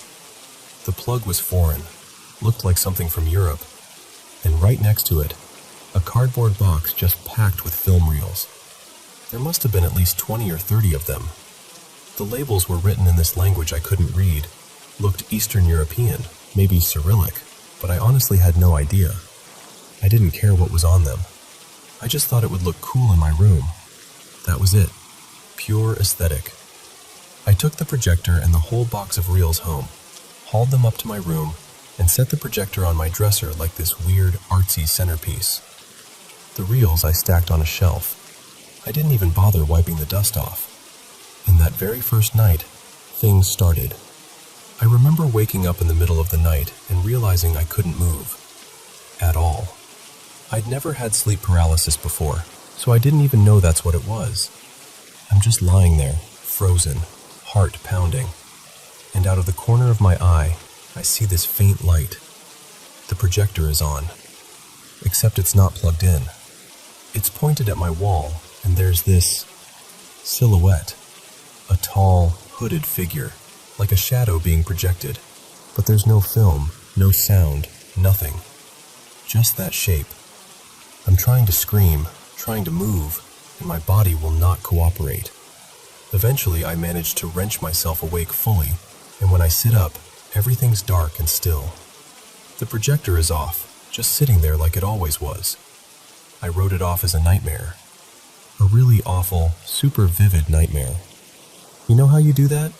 You convince yourself, okay, weird, but whatever. Brain stuff. But it didn't end there. For months after that, I was getting sleep paralysis almost every night. Sometimes I'd wake up and feel this crushing weight on my chest, like someone was sitting on me, pushing the air out of my lungs. I'd try to move my arms, my legs, even just my fingers, and nothing would respond. And almost every time, that same figure would be there. Sometimes it was in the projection, like before, this dark, hooded shape on the wall. Other times, it wasn't a projection at all. It felt like it was just standing in the room, closer than before. I never saw a face, just this sense that if I really looked, if I really focused, I'd see something I didn't want to see. And it wasn't just at night. I'd be at my desk doing homework and hear footsteps in the hallway when everyone else was asleep or downstairs. Slow, steady, deliberate steps, like someone taking their time. Then scratching. Little taps and scrapes at my door. I'd open it and nothing. Empty hallway. I kept telling myself I was stressed, that I was imagining things. My family didn't really take it seriously. My sister made jokes about me watching too many horror movies. My stepdad teased me about my haunted decor. Nobody was mean about it, but they definitely didn't get it. And when nobody believes you, you start doing that awful thing where you don't believe yourself either. I honestly thought I was losing my mind. And then the boy showed up. There's one episode I will never forget, and I'm sure it's burned into my brain until I die. I woke up again, paralyzed, stuck on my back, eyes open. The room's dark, but I can see enough. And in the corner, near my bookshelf, there's this small figure. A kid. A little boy. At first, he's just standing there, facing me. Then he starts walking. Slowly. One step at a time toward my bed. I shut my eyes as tight as I can. I'm thinking, nope, nope, nope, not doing this. But you know when your curiosity overrides your fear? I don't even know how much time passed, but finally I forced my eyes open again. And he is right there, inches from my face. His skin is this chalky, unnatural white. His eyes are blood red, like there's no white in them at all. His teeth are sharp, too many of them, and there's this long, pointed tongue lolling out of his mouth. He's screaming and laughing at the same time, this horrible sound, like static mixed with a child's giggle. I couldn't move, couldn't scream back, couldn't do anything. I just lay there and took it in and honestly thought, this is it. I've snapped. I'm gone. When I finally jolt awake for real, I'm drenched in sweat. My voice is hoarse, like I'd been yelling, even though no one heard anything. I remember just sitting on the edge of my bed, shaking, thinking, something is really, really wrong here. By that point, I was terrified to sleep at all. I'd fall asleep at school and class. I'd drink way too much caffeine just to stay awake. My grades dropped. I was anxious all the time. It felt like my life had shrunk down to this cycle of dread. Get through the day, then survive the night. And then, finally, someone else felt it. One night, my mom, her name's Celia, ended up sleeping in my room after she and Leo had a fight. I wasn't home. I was sleeping over at a friend's place. The next morning when I got back, she looked off. Tired, pale, unsettled. She goes, "Something's wrong with your room." I just froze. She told me she'd heard footsteps in the hallway all night. She heard scratching on the door. She said she felt like she was being watched, like there was someone standing over her while she was trying to sleep. She had horrible nightmares. She used the exact word I'd been too scared to say out loud. Your room feels evil. And I can't even tell you the weird mix of emotions I had. On one hand, I was terrified. On the other, I finally felt this tiny flicker of validation. Like, okay, I'm not making this up. It's not just in my head. Something is seriously wrong here. After that, I went into full research mode. I spent weeks reading everything I could find online about sleep paralysis, hauntings, entities, energy, all of it. Forums, blogs, random posts from people I would have rolled my eyes at before all this started. The details they shared matched so closely with what I'd been going through that I felt physically sick reading it. The gradual escalation, the feeling of being watched, the sleep paralysis with recurring figures, the way the whole room felt contaminated. And suddenly it just clicked. Like this quiet little voice in the back of my head finally screamed loud enough to be heard. The projector. It sounds so obvious now, but at the time I'd been trying so hard to rationalize everything that I'd never really connected it. The timing was perfect though. Things started the exact night I brought that thing into my room. The more I thought about it, the more it made sense in the worst possible way. So the next day I didn't mess around. I grabbed the projector, the box of reels, didn't even bother to pack them neatly, and shoved everything into the trunk of my car. I didn't want them in the house for one more second. Instead of taking them to a thrift store or donating them, I drove them out of town. Like a solid couple of hours out, to this big landfill near the edge of the city. The whole drive I felt this crawling sensation on the back of my neck, like someone was sitting in the back seat, just staring at me. When I got there, I didn't say some ritual or blessing or anything. I'm not that dramatic. I just got out, hauled the projector and reels out of the trunk, and tossed them as far into the massive garbage piles as I could. I remember my hands shaking, my heart pounding. I wanted them gone. Not sitting in a box in my garage, not passed on to someone else. Just gone. I drove home with this weird mix of fear and relief, like I'd just done something really important, but also maybe really stupid. And then, everything stopped. I'm not exaggerating. That very night, my room felt different. Lighter. Like someone had opened a window in a stale, stuffy space. I slept through the night for the first time in months. No footsteps. No scratching at the door. No hooded figure. No demon child inches from my face. The sleep paralysis just vanished. Since then, I've had sleep paralysis maybe 2 or 3 times, and it's always been during really stressful periods. And even then, the hallucinations weren't anything like what I saw back then. No red-eyed boy, no projector imagery, nothing that felt targeted. I still think about those film reels sometimes. I wonder what was on them, who owned that projector before me, where it came from. There were labels, like I said, in that foreign script. A part of me was so curious. I almost set the projector up once, just to see what would flicker onto the wall. But every instinct in my body screamed, "Don't. Don't plug it in. Don't thread the film. Don't press play." I didn't even try to translate the writing on the reels. I just wanted that entire chapter erased from my space, from my house, from my life. And here's the thing.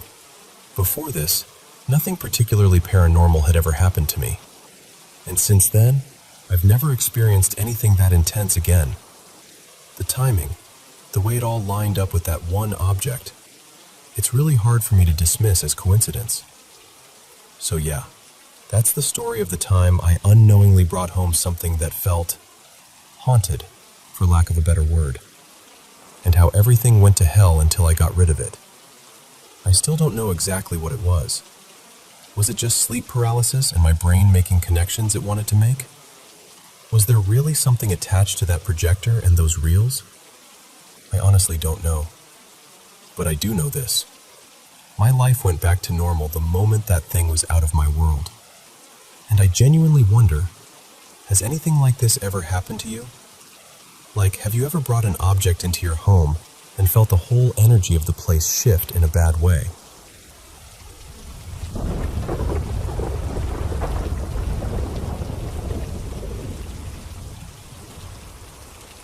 So, let me tell you about something that happened a while back that I still think about all the time.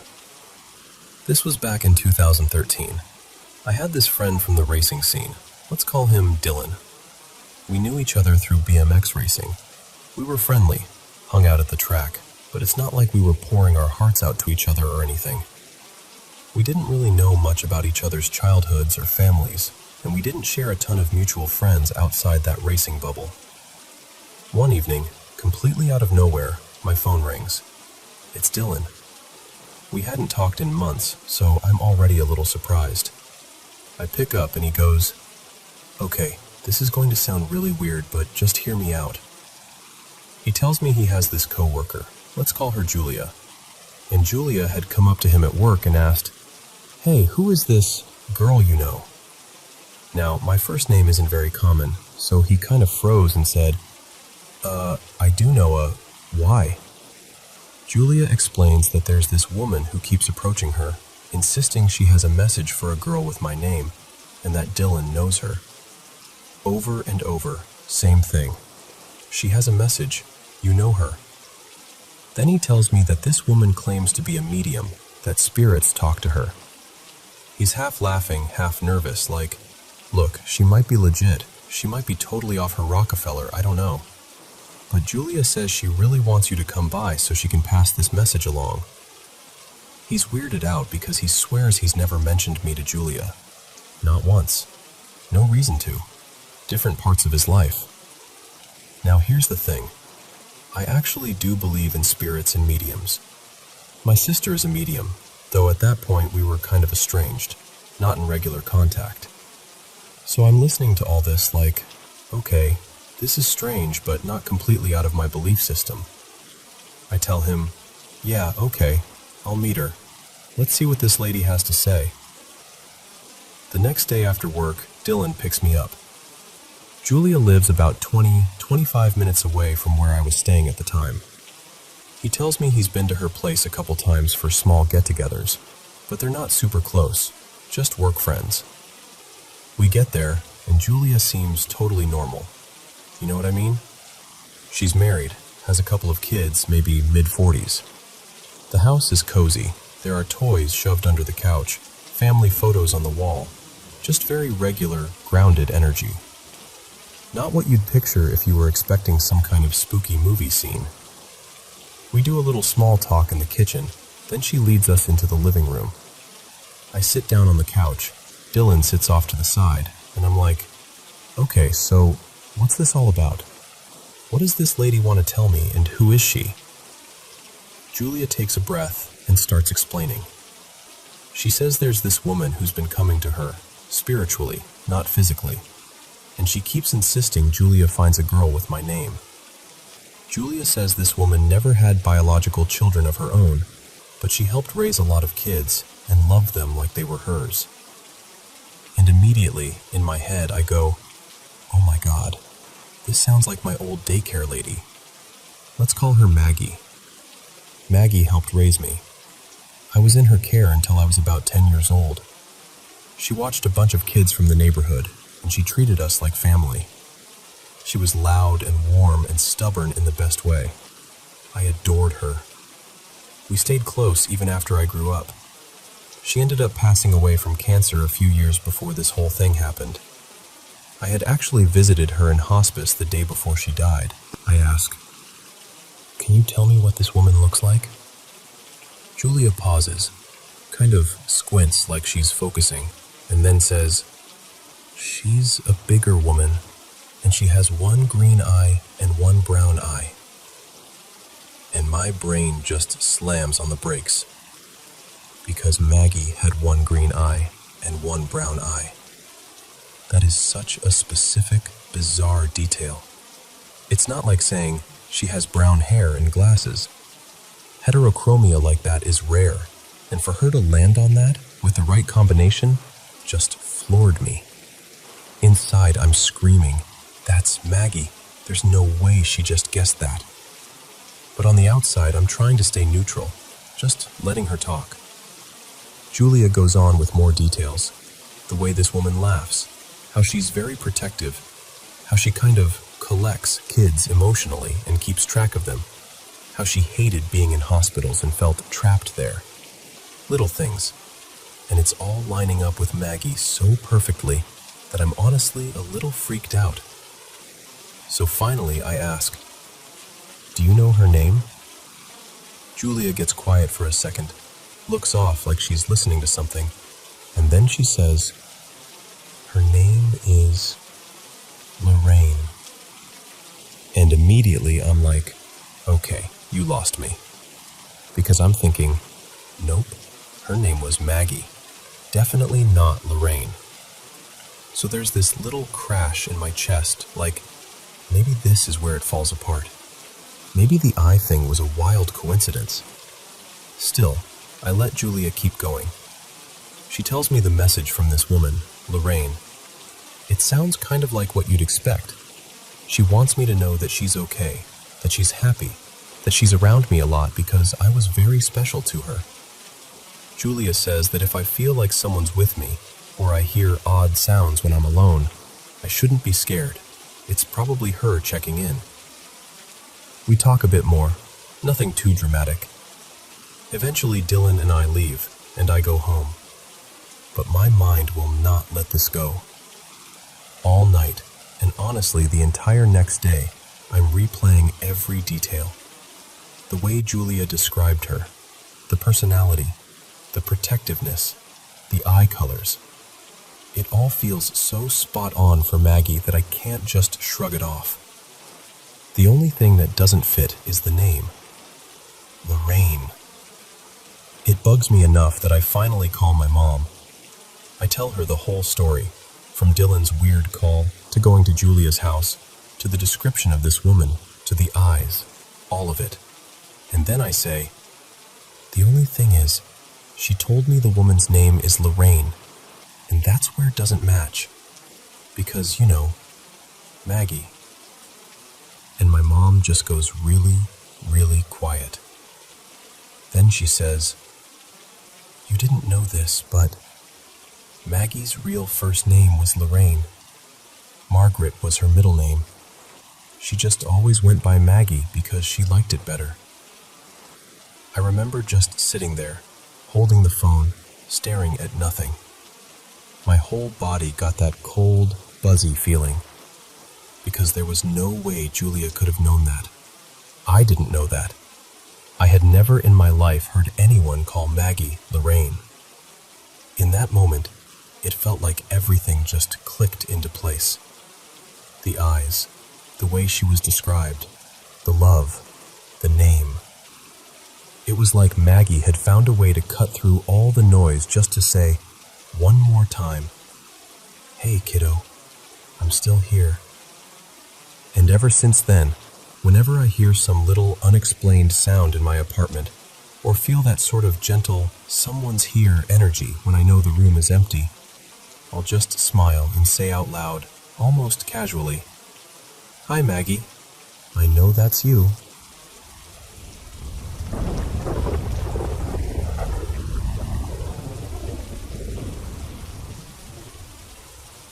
So, hey, my name's Maya, and I want to tell you about the first time I was actually of the things I feel and see. I've lived in the same neighborhood my whole life. Ever since I was little, I've been sensitive to energy, I guess. Spirits, vibes, whatever you want to call it. I pick up on stuff that most people don't notice. I see things sometimes, shadows, flashes, shapes, that other people just walk past. And honestly, it never really scared me before. It was just part of my life. Until that night. Our neighbor lives alone in the house right next to ours. I'll call him Mr. H. He's in his late 50s now. As far back as I can remember, he's been drunk almost every day. He can be rude, he can be aggressive, but a part of me has always felt bad for him.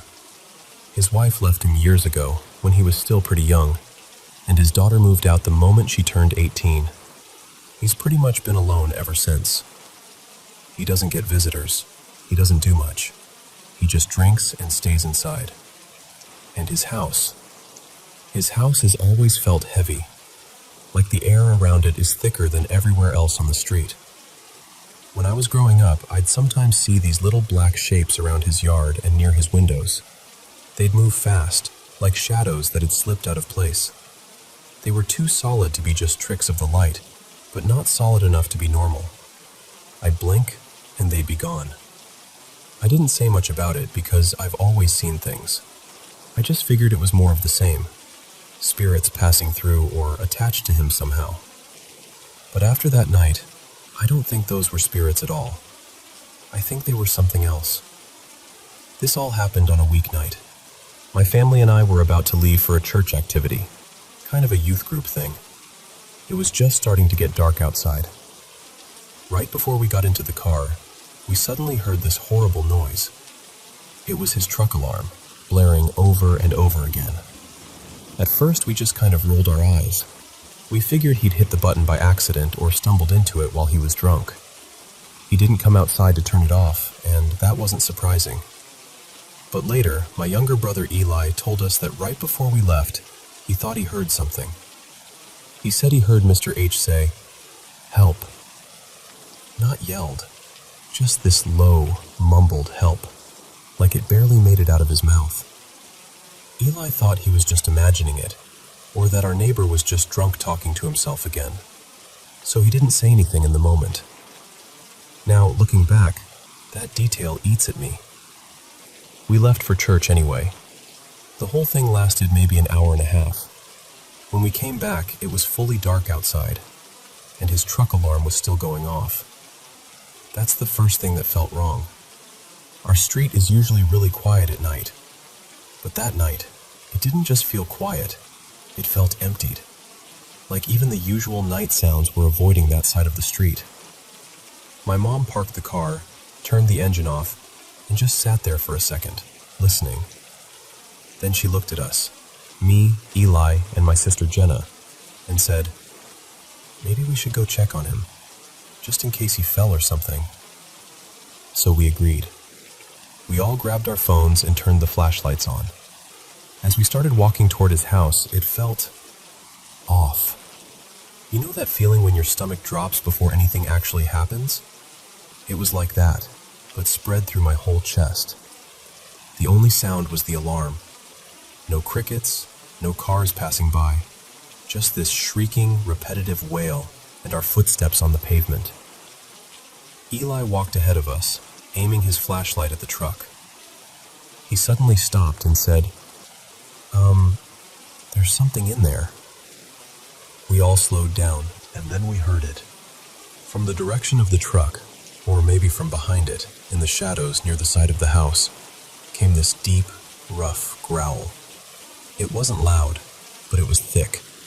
It felt like it vibrated under my skin more than in my ears.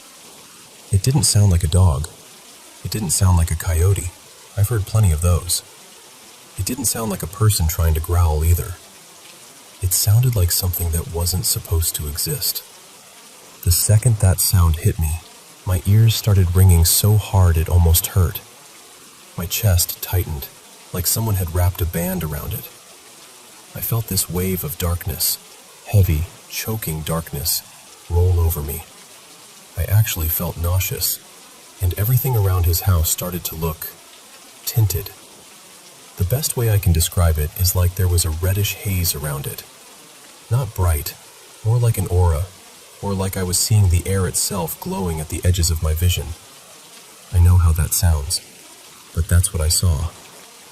I felt surrounded by something evil. Not just bad vibes, but something that knew we were there. My mom heard the growl too. She doesn't pick up on stuff the way I do, but I saw her freeze. She tried to act calm for us, but her hand was shaking so much that the light from her phone was jittering across the driveway. She just said, very quietly, "Okay, we're going back. Now." No one argued.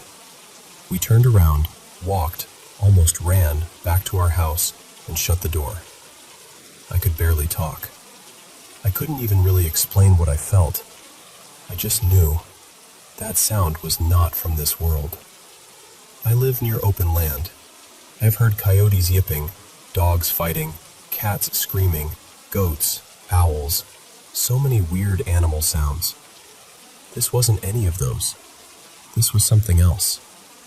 Once we got inside, we all started talking over each other, trying to make sense of it. My mom was still shaking. I could see her trying to find some logical explanation, trying to tell herself it was just some animal. But her eyes said she didn't believe that. We decided to check on our neighbor without going back over there ourselves. So my mom texted one of our other neighbors, an older lady across the street. I'll call her Miss Carol. She's very Christian and always tries to help everyone out. We asked if she had Mr. H's phone number.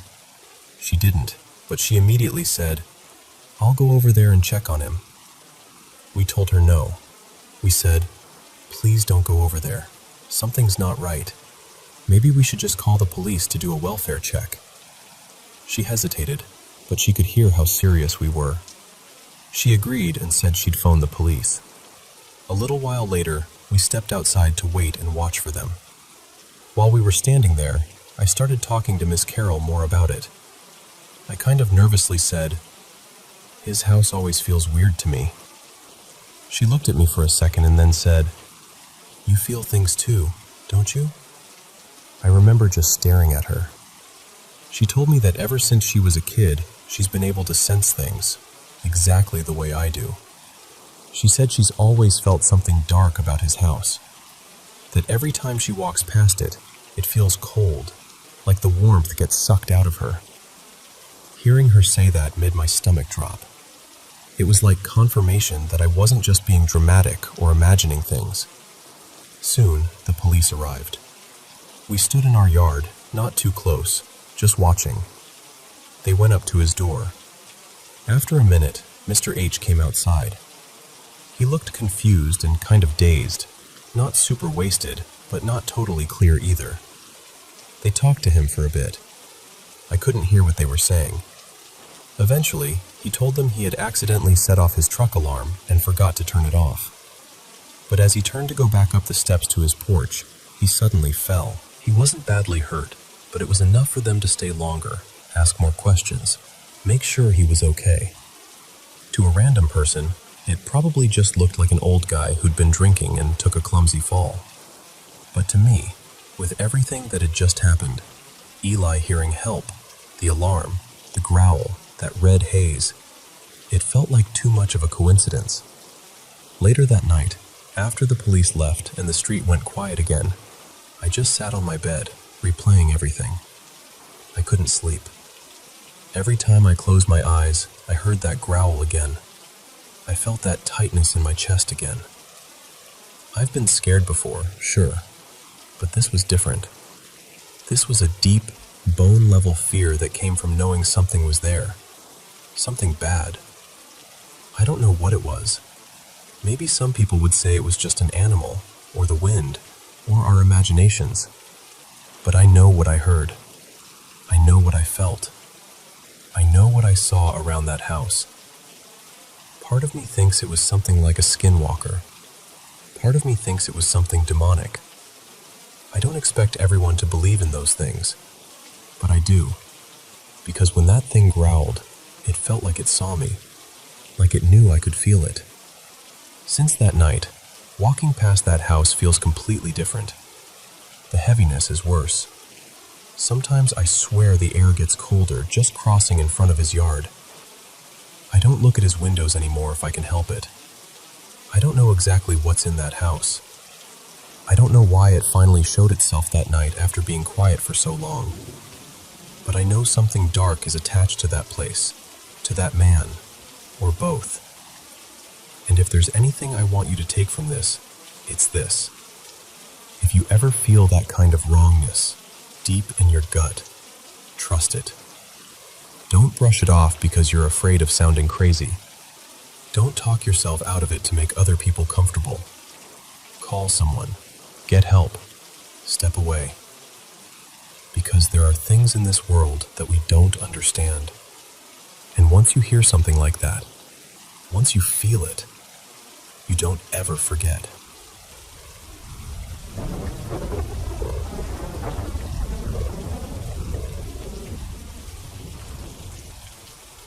Okay, so let me just talk to you like we're sitting at my kitchen table for a minute, because this whole thing still makes me feel a little crazy.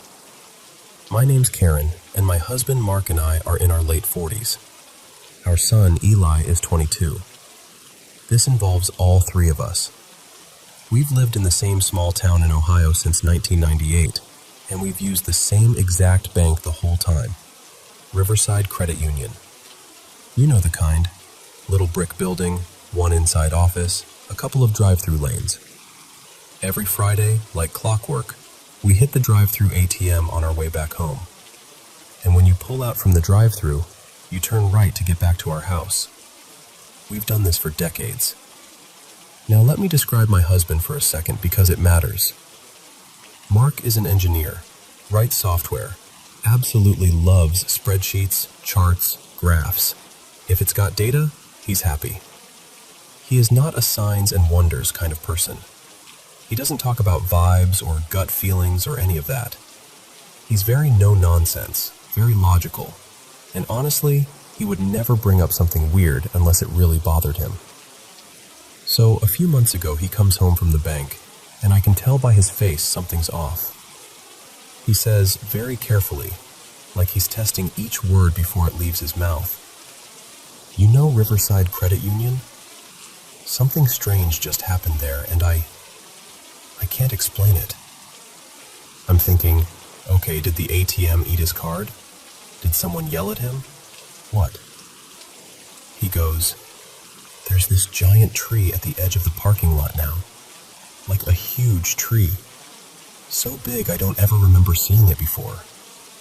You know how we always look to the left for cars before we turn right toward home? Well, now there's this big, fully grown tree there, and I had to lean forward to see around it to pull out." And I just stare at him, because I love landscaping. I notice every bush, every flower bed, every weed that doesn't belong. If anybody would have seen a tree appear out of nowhere, it would be me. And I know there's no tree there. I would have noticed.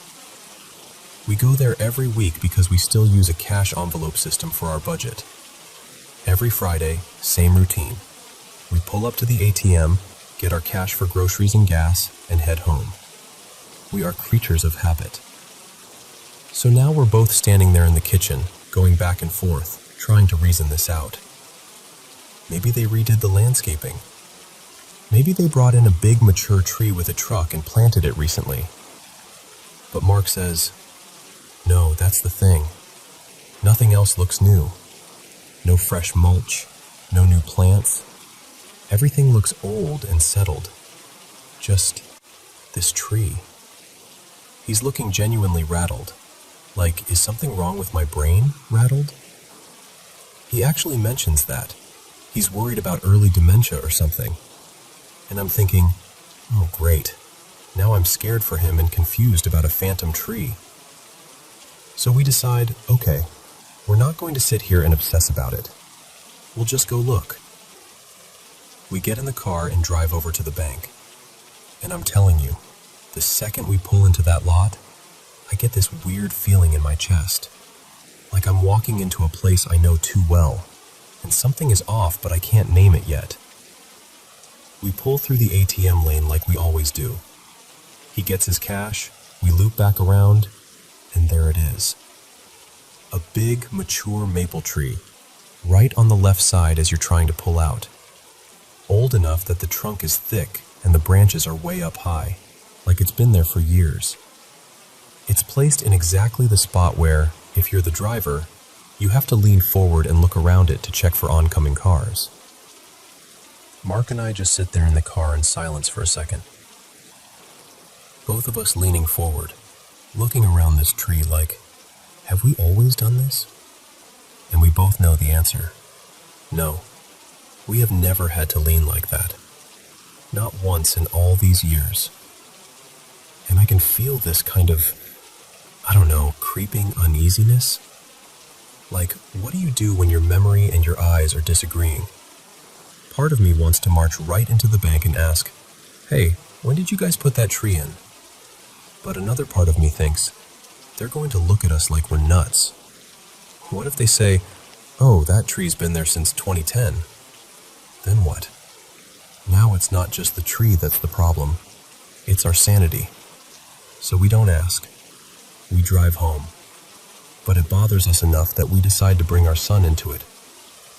Now, Eli has grown up riding in the back of that same car, on that same route, to that same bank. Week after week, year after year. If anyone else would have seen changes, it's him. We don't give him any backstory. We just casually ask, hey Eli, you know Riverside Credit Union? When you pull out of the ATM lane, is there a big tree on the left you have to look around?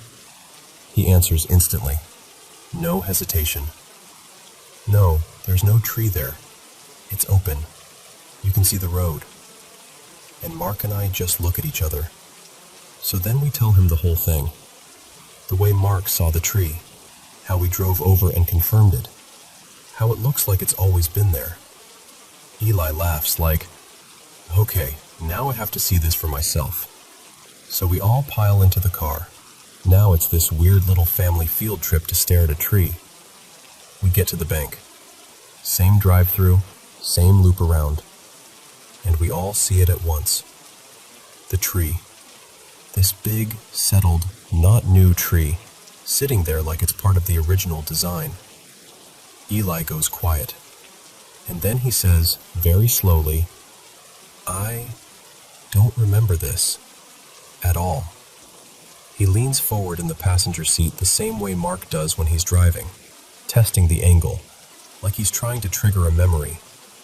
But nothing. For all three of us, there has never been leaning forward to see around a tree as part of this route. And yet, there we are, doing exactly that. We sit in the car for a bit, all three of us looking at this tree and not saying much. Because honestly, what do you say? It feels almost embarrassing to admit. We are three fairly intelligent people, with a routine that hasn't changed in years, and we're all convinced that a fully grown tree just wasn't there before. We still haven't gone inside to ask the bank staff about it. Part of me really wants to. Another part of me pictures some teller saying, oh yeah, that tree's been there since before I started working here. And then we have to smile and nod and pretend we're not quietly panicking. So that's where we are. Three people, same routine for years. All three of us share this very strong, very specific knowing that there was never a tree there. Not a sapling, not a medium-sized one, nothing. Just open space. And now there's a big old tree that looks like it's always been part of the landscaping. And I don't know what to do with that. I don't know if it's a collective blind spot, some weird glitch in how memory works, or something else entirely. All I know is that every time we pull out of that parking lot now, and I lean forward to look around that trunk, I get a little shiver, because my body is doing something my memory insists I've never had to do before. So, that's our story. The tree that appeared out of nowhere.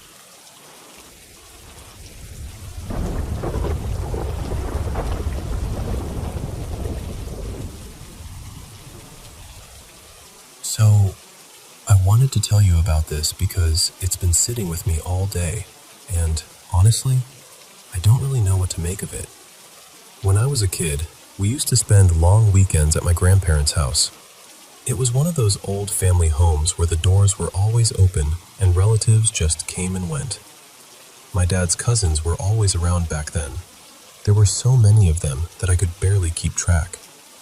There was this one cousin in particular. His name was Daniel. He was maybe 8 or 9 years older than me. Not that much older, but old enough that I thought he was, I don't know, cool. He was kind, had this easy smile, and he never made me feel like just a kid. I think he was probably my first real crush, even though at the time I wouldn't have called it that. It was more like admiration from afar, you know? As the years went on, we stopped going to my grandparents' place as often. People moved, got busy, built their own lives. The house didn't fill up the way it used to, and slowly, everyone just drifted. Fast forward maybe 20 years. I was already married by then, with a little boy, and we were doing something very ordinary, grocery shopping at this big supermarket in the mall. And there he was, Daniel. I almost walked past him because it took a moment for my brain to match his face to the boy I remembered. We chatted for a few minutes, just the usual small talk. Work, life. Wow, it's been so long. He hadn't married, but he mentioned he had a girlfriend. I remember thinking, of course he does, and then we both had to go our separate ways. It felt strangely casual for someone who had once seemed so important in my little childhood world. A little while after that, there was a family gathering, a cousin's birthday, I think, and he was there too. We didn't really talk much that time.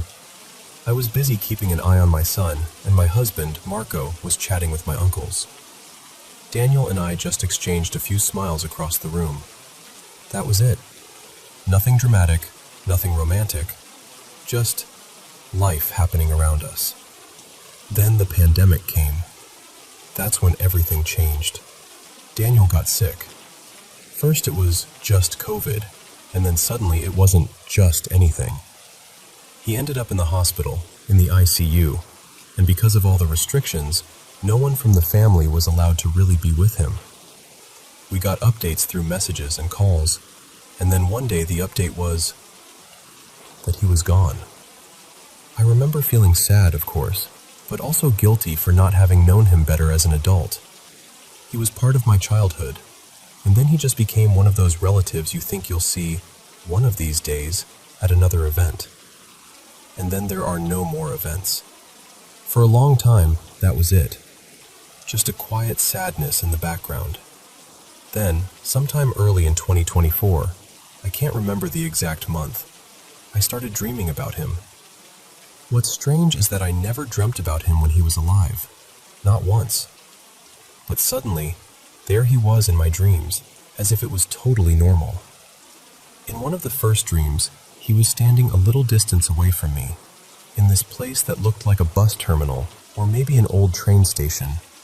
Lots of people, lots of movement, but everything felt oddly muted, like the sound was turned down. He looked just like he did the last time I saw him at the supermarket. A little older, a little tired around the eyes, but still very much Daniel. He looked at me and said, very simply, "Come with me." Not in a scary way, not like a horror movie. It was calm, almost gentle, but the words shook me. I remember feeling torn, like part of me wanted to walk toward him, and another part of me was rooted in place. I never actually moved in the dream. I just stood there, frozen, while he waited. I thought that made sense. And then, life being what it is, I never actually did it. I kept telling myself I would when I had time, and of course, that time just never came. But the dreams didn't stop. I dreamt of him a few more times, though not always as clearly. Sometimes he would be in the background of whatever dream I was having, just there, watching quietly. He didn't ask me to go with him anymore.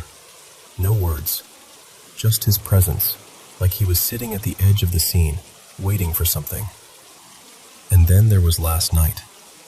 Last night's dream was so vivid that when I woke up, I had to actually check the room to remind myself where I was. In the dream, we were at a family gathering again. It looked like one of those rented function rooms. Round tables, tablecloths, kids running around, the usual noise of relatives catching up. My husband, Marco, was seated at another table, laughing with some of my cousins. I was at a different table, and Daniel was sitting right beside me, close enough that I could feel the warmth of his arm. Nobody seemed surprised that he was there. It was like he'd never died at all. What's strange is that there were no words the entire time. None. People were talking around us, but he and I didn't speak. At one point, I felt his hand move, and he gently slipped his fingers between mine, like we were holding hands under the table. It wasn't romantic in an obvious way. It was intimate, yes, but also very quiet, familiar, like we'd been doing that our whole lives. We just sat there like that. No talking, no dramatic music, nothing. Just the feeling of his hand holding mine. And I remember knowing, in the dream, that Marco was just a few meters away at the other table.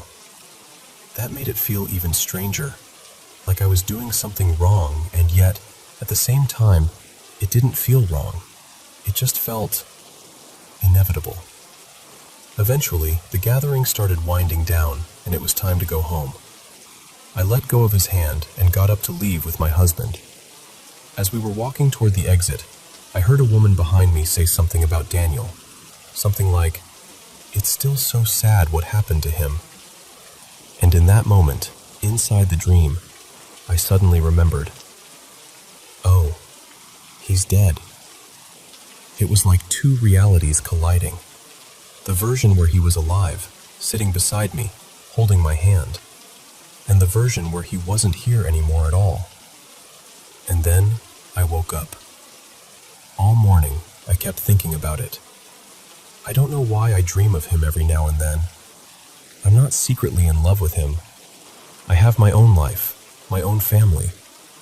But sometimes, especially after dreams like last night, I get this strange, quiet feeling in my chest. Like maybe, in some other lifetime or some other version of reality, he and I were meant to be something more. Sometimes I catch myself thinking, is he my soulmate? And then I immediately feel guilty, because what does that even mean when I'm married and I love my husband? It makes no sense, but the feeling is there, stubborn and soft at the same time. I don't have any answers. I don't know if it's just my mind processing childhood memories, or unfinished feelings, or grief that I never really acknowledged. I don't know if it's something spiritual, or if it's just the brain doing what brains do at night. All I know is that every so often, he shows up in my dreams as if he never left. And for a little while, it feels like we're still connected somehow. And I guess that's why I'm sharing this with you now, because part of me is wondering, has anything like this ever happened to you?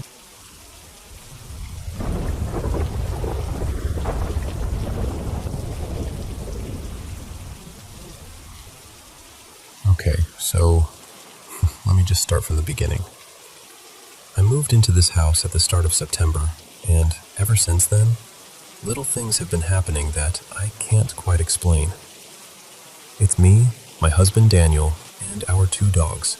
A tiny terrier mix named Pip, and a big goofy shepherd mix named Rhea. They're both super friendly, not the kind of dogs that growl at corners or anything like that. We're the first owners. We actually built this place. We subcontracted some of the work, but me and Daniel did all the framing ourselves. I work from home and I'm doing online classes, so I'm here basically all the time. Daniel works rotating shifts, but lately he's on mostly nights. So a lot of evenings, it's just me and the dogs. The first weird things were small, easy to brush off. I kept finding doors unlocked. Now, just so you understand, I'm that person who automatically locks the door behind me. I've accidentally locked friends out more than once. I don't leave doors unlocked. It's just not something I do. But I'd come into the kitchen and the back door would be unlocked, or the side door to the garage. At first, I told myself I must be stressed or distracted, because you know how it is. New house, new routine, a lot on my mind. Then I started noticing the closet doors. I'd wake up or walk into a room and find them cracked open or fully open when I know I closed them. I thought, okay, maybe the hinges are weird, or maybe the house is still settling, or the doors weren't installed perfectly. So I brushed it off. I kept telling myself, it's fine, new house quirks, no big deal. Then one afternoon, something happened that I couldn't rationalize away. I was standing at the kitchen window, and I saw my neighbor's little girl, her name's Lily, in their backyard. She suddenly pointed at our house, kind of wide-eyed. So of course I looked to see what she's pointing at, and I see a man. He's walking along the outside of my backyard fence, right near the corner. Just this quick glimpse of him as he turns the corner and disappears behind the house. I only saw a part of his face, but my brain did that immediate alarm thing like, who is that? I grabbed my phone and called Daniel right away. I told him, there's somebody in the backyard. You need to check. He was already almost home from running an errand, so he pulled up and went straight around the house. It took him maybe 2 minutes to get to the backyard. Nobody. No one in our yard. No one on the street. No one walking away. We checked both sides of the house. We looked down the road. Nothing. It was like the man had just vanished. And that was the first time I remember thinking, okay, this isn't just me being forgetful. Then there was the night that really got to me. It was late, maybe 11:30 p.m. Daniel was at work on night shift. I was doing that thing where you get a sudden burst of energy and decide it's the perfect time to clean the house. The layout is pretty open, so from the living room you can see straight to the front door. Pip and Rio were lying in the living room, half asleep, while I was picking up and wiping things down. All of a sudden, the front door handle rattled. Not like the house settling, not like a random creak. It sounded exactly like someone on the other side trying the handle. Both dogs shot up and started barking like crazy, staring right at the door. My first thought was, oh, Daniel must be home early. Maybe he forgot his key or just startled the dogs. No one. No car in the driveway except ours. No movement on the porch. Just the quiet front yard. That's when the feeling hit me. That sort of cold, hollow nervousness. I remember thinking, maybe I'm just tired. Maybe the latch shifted and it only sounded like rattling. I decided to settle the dogs down and put them in our bedroom so they'd relax. I turned to head that way, and as I walked past the kitchen toward the laundry room that leads to the garage, something caught my eye. The door to the garage was standing wide open. Now, I am obsessive about that door. It's one of the main things I check at night, because the garage leads straight outside. I know I had locked it and shut it earlier. I just stopped and stared at it for a second, because my brain couldn't immediately file it under normal thing. I did not hear it open. The dogs did not react to that door at all. But there it was, open. I shut it, locked it, and at that point, I was done. I grabbed both dogs, went to the bedroom, and basically made a mini security routine. I checked every door and window, then checked them again. Then I locked the bedroom door and piled some stuff in front of it, just for my own peace of mind. I texted Daniel what had happened, and when he got home in the morning, he woke me up and said, kind of carefully, "Hey, did you leave the back door unlocked again?" I told him no, absolutely not. He said, "Well, when I came in, the back door and the garage door were both unlocked. I had personally checked those doors before I went to bed." That wasn't the end of it.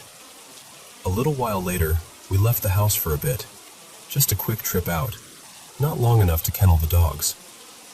Pip is tiny and pretty chill when we're gone, so we always let her roam the house. When we came back, Rhea greeted us at the door like usual, but Pip was nowhere.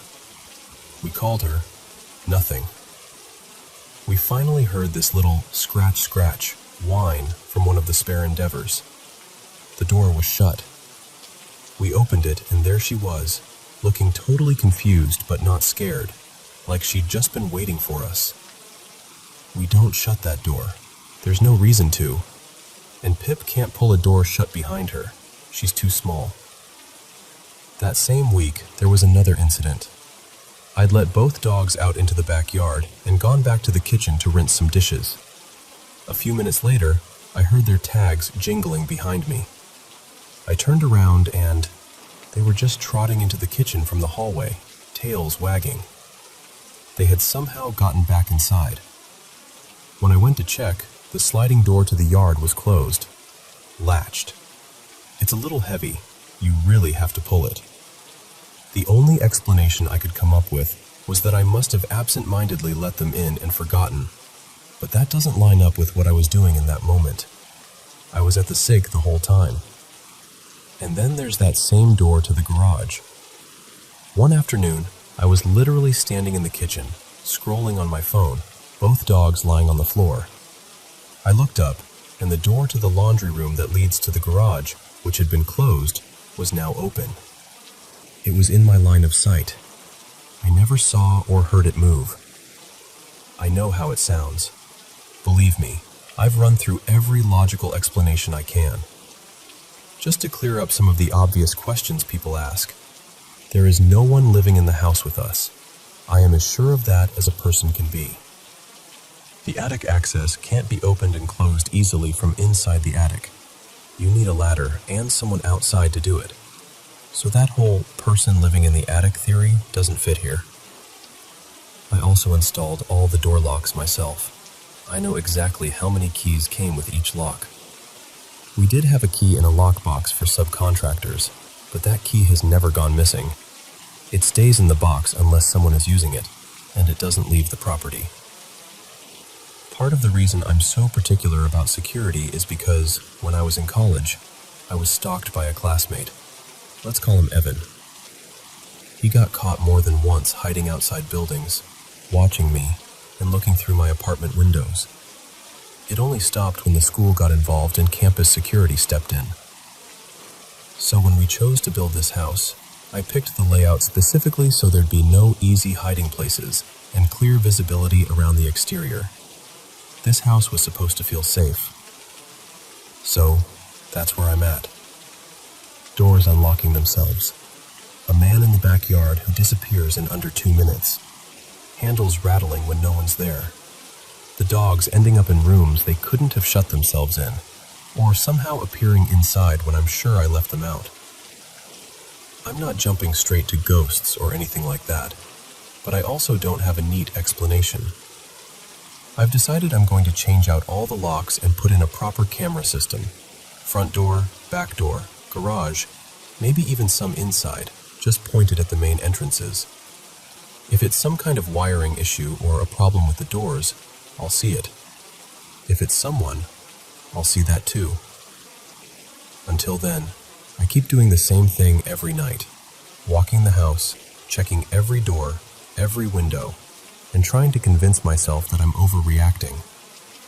But deep down, there's this little feeling I can't quite shake, that something here is just off.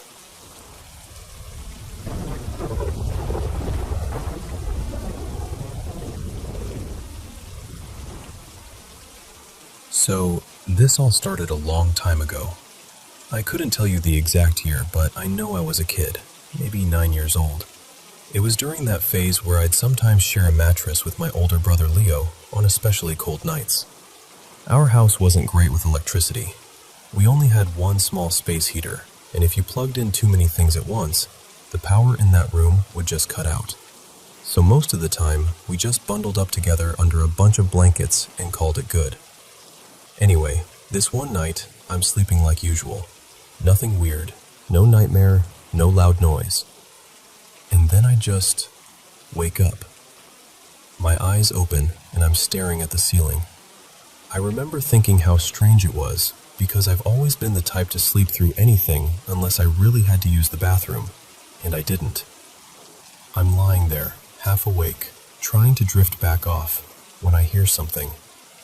At first, it's just a sound, so soft I can't even tell what it is. I ignore it. I'm tired. I'm warm. Leo's snoring beside me, and I'm not exactly looking for reasons to stay awake. But then I hear it again. Same sound, same rhythm. And this time I kind of tune in, like, what is that? And then it clicks. It's my name.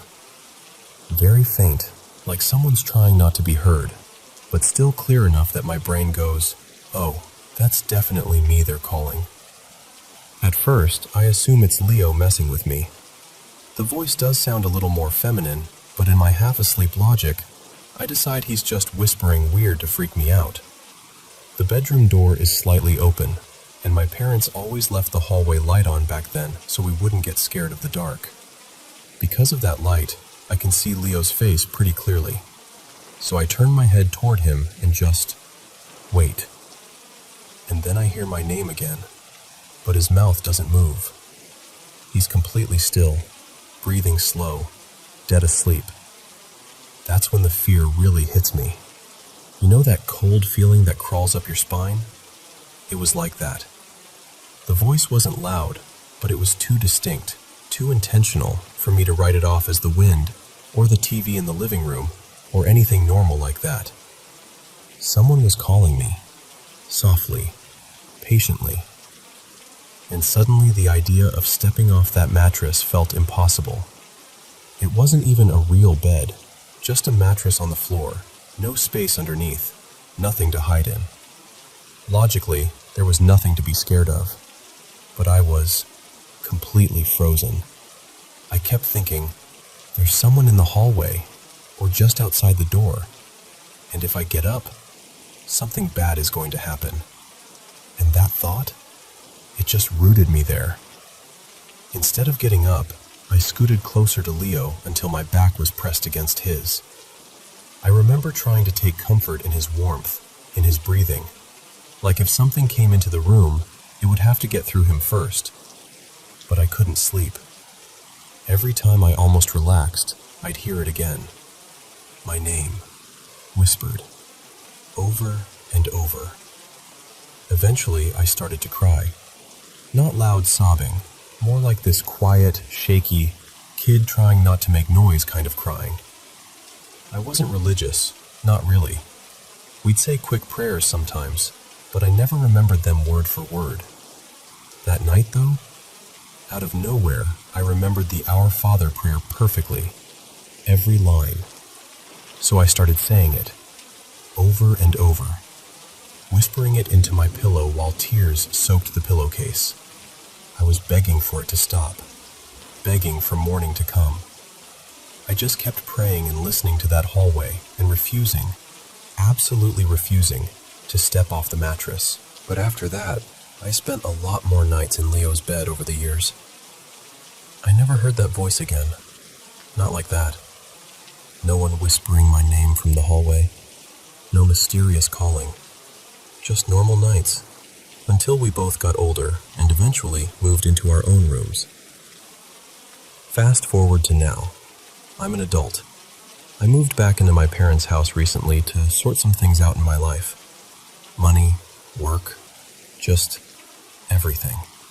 The room I used to sleep in with Leo, it's not a bedroom anymore. My parents turned it into a storage room. There are boxes stacked up, old furniture, random stuff nobody knows what to do with. None of my siblings live there anymore. We've all moved out. But here's the thing. Every time I walk past that old room, the door is slightly open. Always. Morning, afternoon, middle of the night, doesn't matter. It's never wide open, never fully closed, just halfway, like someone pushed it gently and let it swing. And it really gets to me. I can feel my chest tighten every time I walk by. I won't go in alone. If Mom needs something from there, I'll go with her.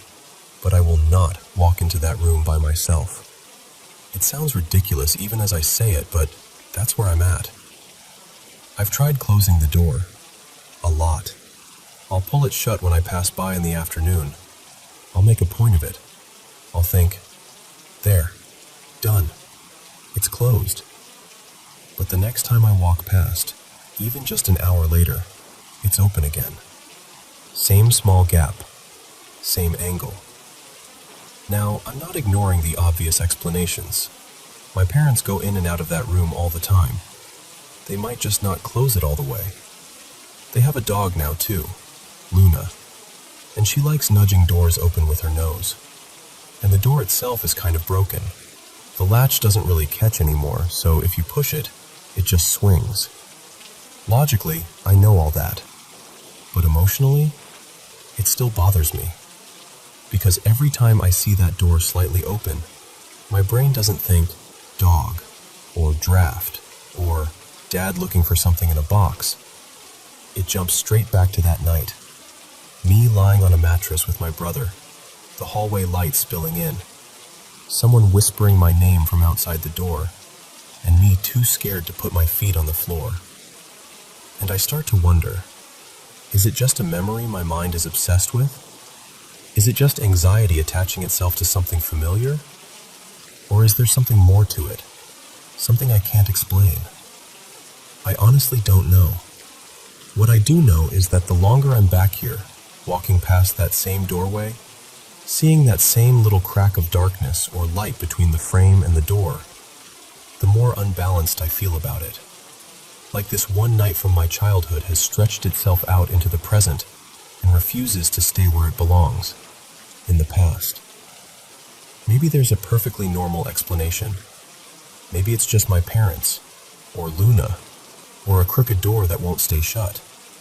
But if I'm being completely honest, every time I see it open again, a little voice in the back of my mind is still whispering my name.